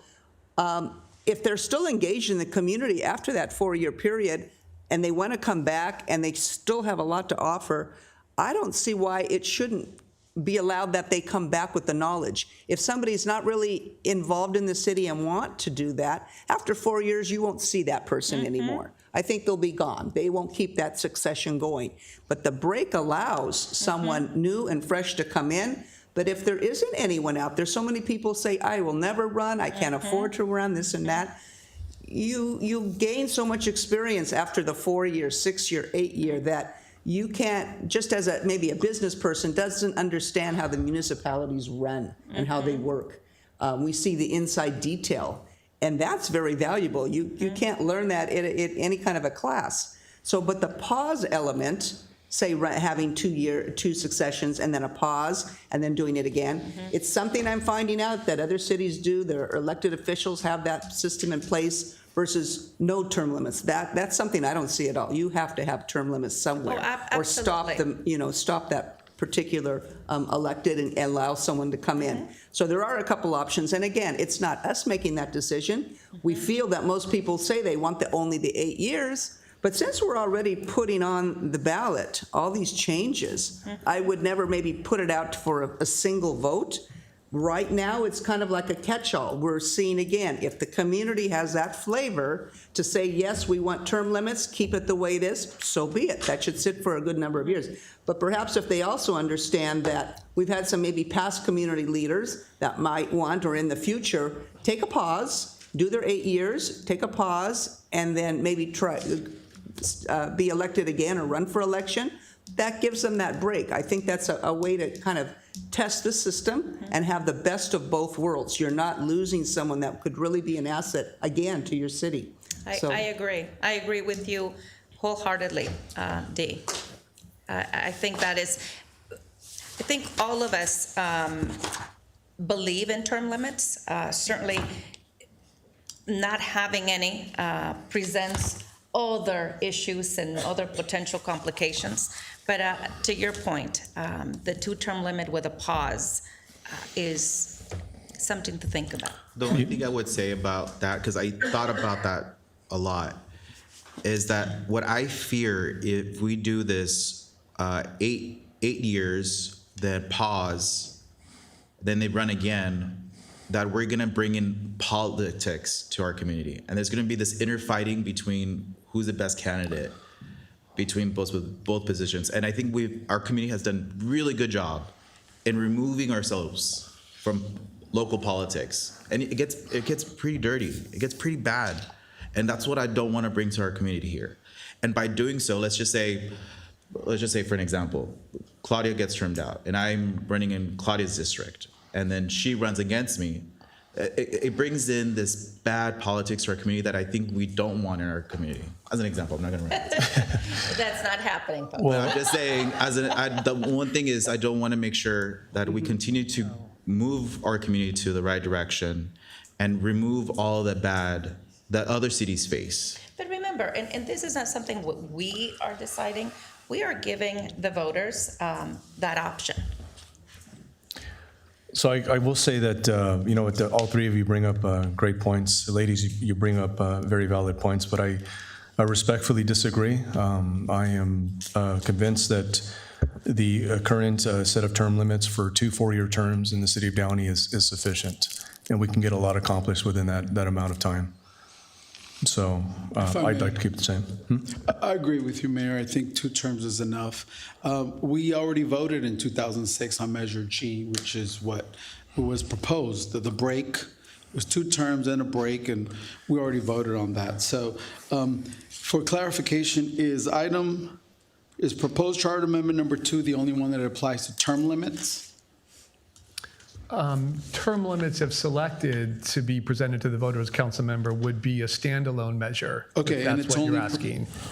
And of all the proposed amendments, which are 35 of them, only item number 2 applies to the term limits? That's correct. It's section 500.1. Okay. All the other amendments, just to reiterate and underscore our final recommendations of the committee, it was only term limits, as Mayor Sosa pointed out, that was elected to provide to the council for a fuller review and a further discussion by the entire council. And I will say that, I'm sorry, I will say that, I commend my colleagues. This is actually really healthy deliberation for the public to see. Again, we decided to bring this up in a public format so the council can discuss it. And I'm quite pleased with the deliberation, but my stance is clear on this topic. So with that said, you have more to. Well, I'll make a motion then that we keep term limits as they currently are, status quo, and that we remove proposed charter member number 2 from the list. Well, can we clarify can we reiterate what number 2 is? And so number 2, as appearing on I think Councilmember Trujillo is referring to number 2 as it appears on the table, the summary table, which describes all the proposed amendments. And number 2 is section 500.1 pertaining to term limits. So if I understand his motion correctly, it would be to send the balance of the amendments, the 34 other amendments, to the voters for their consideration, including the small typographical error that I pointed out in section 1211, just for clarity. Yes, so if we want to partition that out, Mayor, it's your call. We can talk about that. But I also want to talk about on the table proposed amendment number 12, length of contracts. So, Mayor, I had a comment for that too, but go ahead. Yeah. Okay. My concern on length of contracts, and I know there's many circumstances where contracts in perpetuity obviously are very negative, and we look out for those. There probably is situations in which a lengthy contract for the city might be the best option, but I'm concerned about granting such long contracts to any vendor or any vendor that we contract with. Can you tell me what the reasoning is going 10 to 20? It seems very long, to 20 years. What's the rationale behind that? What's the discussion? It really has come down to a practical matter, Councilmember Trujillo. We do have some contracts that are fairly garden variety. I'll name one, for example, Laserfish, that is the provider of our electronic archives for city records, that I'll stop short of saying that it's in perpetuity or has to be in perpetuity, but it does continue from year to year, because the seamlessness is very important. And it's not something that is practical for staff to return to the council, even after a 10-year basis. And so we thought, or I should say the committee felt that a fair balance was to go from 10 to 20. That would still guard against an excessively long contract that I think you're contemplating or describing, and put some guardrails on a very lengthy contract, but still provide staff some flexibility to leave in place some of these contracts that are necessary to, sustain the life of the city, kind of behind the scenes, if you will. I don't think this was not intended to promote or foster, any long-term contract that might be done with any, ill intent. It was really just to, to allow some of these contracts that are existing from year to year to be in place for a longer period of time without staff having come to the council for approval. Okay. Thank you, John. Yeah, that's what I had inquired earlier, and you had mentioned the microfiche, which kind of makes sense in that respect. But And otherwise, other examples include software licenses. For example, the city does have some very key software licenses, say enterprise software programs and licenses that do need to stay intact from year to year, and so that the software remains live and active to support city systems. So that's another example of an agreement, if you will, that would remain in effect possibly for more than 10 years. And I think that it's important, John, to specify this recommendation is not just to, every contract go in this direction. I think that raises the alarm for community, perhaps. Yes, So I think yeah. it's explaining what this actually is very helpful. And I will say from a practical perspective, we rarely bring, right now it's at 10, we rarely bring anything over 5 years at all for anything. Yeah, that's a very good point that Roger makes. Our typical practice is to do, say, 3+2, a 3-year agreement with 2 1-year renewals. There are some exceptions to that, but for most professional services agreements, that's the typical scenario. Okay.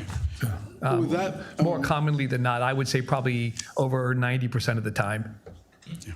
I am prepared to make a motion, I would Mayor, make one whenever more comment. is the appropriate time. On item 900, and I know I mentioned it and discussed it on boards and commissions, I want to make sure there's a clarity on the Public Works Committee. The Park and Rec Commission, we have a Planning Commission, we have commissions, but when I was on the Public Works Committee, we were not the commission, and it specifically had said in standing appointment of boards and commissions, and perhaps we also want to say committees, because it was explained to me by Mr. Norris how we don't make that decision policy-making like other committees. I know we have a committee member here, Ms. John Rowe in the back, but the Public Works is not a commission. They are a committee, a board of committees per the bylaws, which I took a look here. So if we want to just denote any of that or just make a note right now for that. So standing boards and commissions or committees. That's probably our only committee we have. Okay. And that's certainly, if that's the council's pleasure, we can certainly introduce that Yes, item thank into you for this pointing proposed that out. Right, it's a amendment. committee member. They are committee members. Public Works are not commissioners. So just to clarify, there was a motion, and the motion was to, receive and file the charter review, and then also, and remove item number 2, and also add the stipulations that Mayor Pro Tem Pemberton just added. Does that make sense? Just to clarify, I believe the Mayor Pro Tem is seeking to introduce the word It's item number committees 19 on the summary. in section 902, so the red line would read each of the standing boards, commissions, or committees shall consist of not less than 5 members, just for clarification. Yeah, and that would Correct, be, and 20. that would be reflected in 19 and 20. 19, 20, and, yes, in 21. It's on our website. 20, oh, no. So we're adding committee to 19 and 20. 3 different levels, correct? Yeah, 19, 20, and 21. Oh, you're right. Keeps on going. All right, there's a few things going on there, so are we clear on, are we clear on this Well, reading the motion? report, you see, we did our No, diligence. I'm just saying, are we clear on the motion? So I think maybe just to summarize, if I may quickly, so in with respect or relative to the sections themselves, the numbered sections, section 900, section 902, and section 903, the council is seeking to add committees to the phrase boards and commissions. Yes. Okay. And so that would be reflected then in the proposed amendments in sections 900, 902, and 903, which correspond to the number of the amendment in the tables itself. So with respect to section 500.1 on the term limits, would it be fair to say just to keep it the same as they are right now, as opposed to just removing that item? Yes, that would be the effect of Councilmember Trujillo's motion. By removing that item, that would not be sent on to the voters for consideration, and the effect of that would be that the term limits Okay. would remain the same. Understood. A lifetime 2 term limits where each term of office is 4 years. Okay. And can we also say that we put this on the November election and not the June? Yeah, that's, Yes, that's part of the motion. that makes dollars and cents. I did just want to briefly address, if the council will allow me, just the question that arose briefly, or the concern about the prior scenario where the city had a recall election, and the recall election was necessary, and then a separate election was necessary following that to replace the recalled council member. That is being changed by the amendments to the charter, and I believe a question was asked where, and it was pointed out. It's in section 503, just to be specific. Those first two sentences require the scenario that I just described. The vacancy shall be filled first with a recall election, and then the election of a candidate to fill that vacancy must take place through another election following that. That is being eliminated, and any vacancy by the council now will follow state law. And that state law is that the council within 60 days can appoint someone to a vacancy or call for a special election. It can go either way. It doesn't have to have an election, though. And that's a vacancy in the council, however the vacancy is created, whether by recall or another manner. And that was an important amendment, or that is an important amendment. I know in the city's, with respect to the city's recent history, I believe that is correct.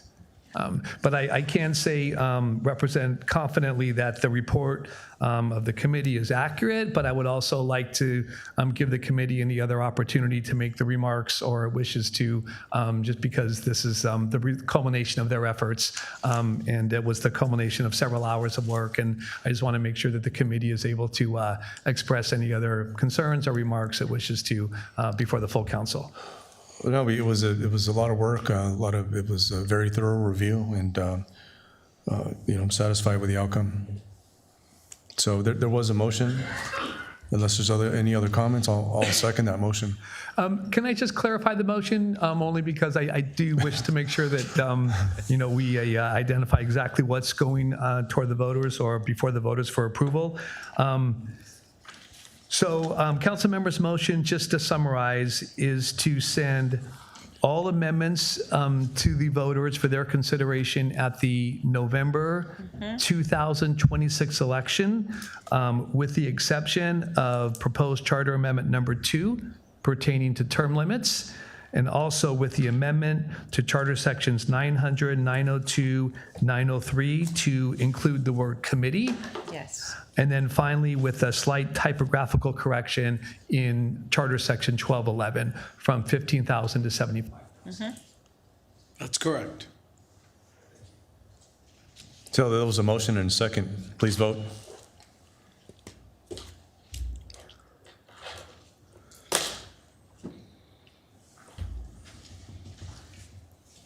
The motion is approved unanimously. Okay. Thank you, City Attorney Funk. Now, we will move on to item number 11, appoint the mayor pro tem and the mayor for 2026. That City Council appoint the mayor pro tem for 2026 and appoint the mayor for 2026. City Manager Bradley, is there a staff report for item number 11? Mr. Mayor, this is an item for council deliberation and discussion. If it pleases the council, I'll turn the time over to you and to your colleagues for a conversation. Thank you. So I'll come out the gate.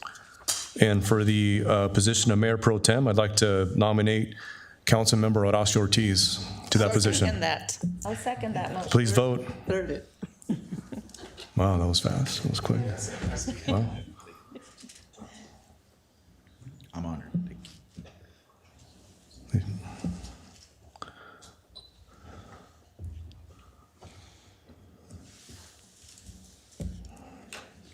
The motion is approved unanimously. Congratulations, Horacio.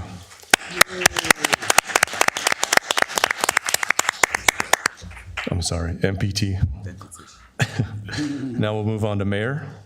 Mayor Sosa, I'd like to start this conversation, and I am, as I've said in our last discussion, I feel that experience on the dais is important, and we are up here making decisions, what's always best for the city.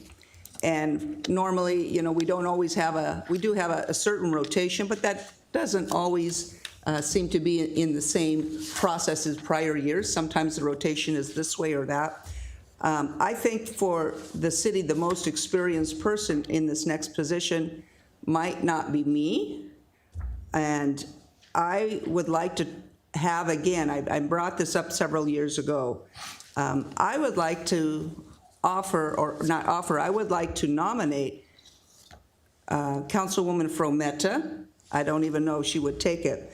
But again, as I've said 2 years before, you know, her term during COVID is almost a do-over. In the COVID year, we had Zoom meetings. We didn't have in-person meetings. It was very chaotic.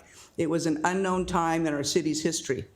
There was also another time where we've had the council chambers unrest, and with her leadership, she had to deal with a lot of that was in here every week, or every meeting that we had. She had led our city when we had our forced manager resignation, when we had vacancies coming with our staff.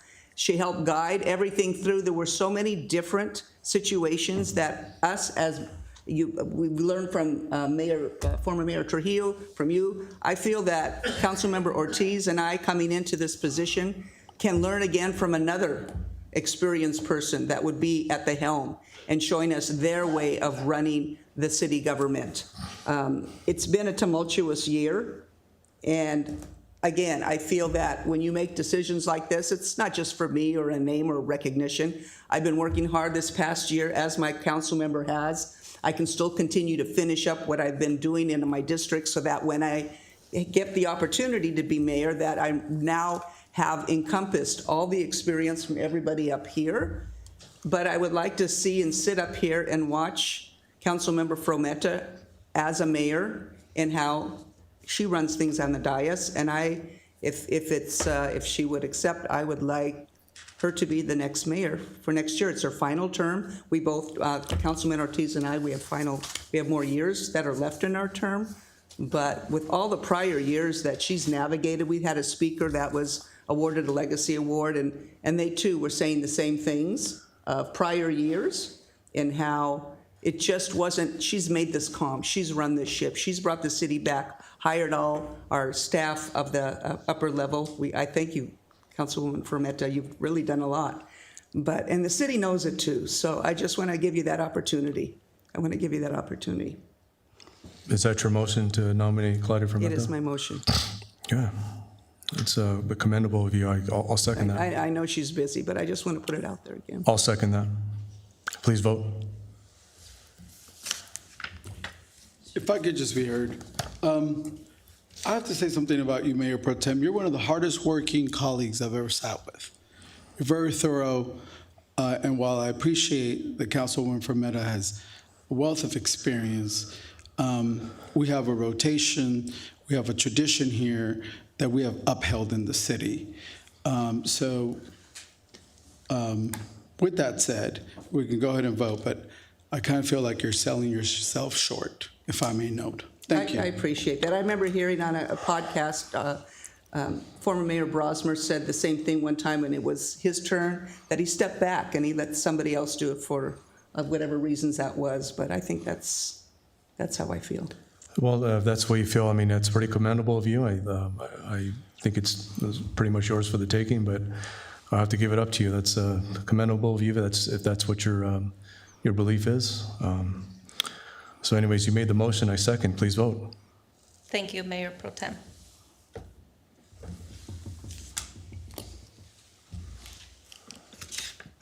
The motion is approved with Councilmember Trujillo voting no.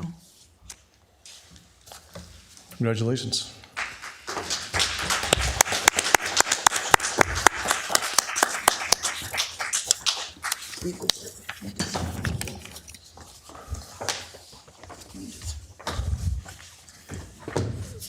The City Council meeting is now adjourned in the memory of former City of Rosemead Council Member William Alarcon, who served more than 2 decades on the City Council. Mary Louise Bergstrom Robison, retired DUSD teacher, who was honored tonight posthumously with 50 years of service, and Police Officer Alex Sanders, 28, of the Alhambra Police Department, who was killed in a vehicle crash while on duty during the pursuit of a stolen vehicle. A moment of silence, please. The time is now 10:24. This meeting is adjourned.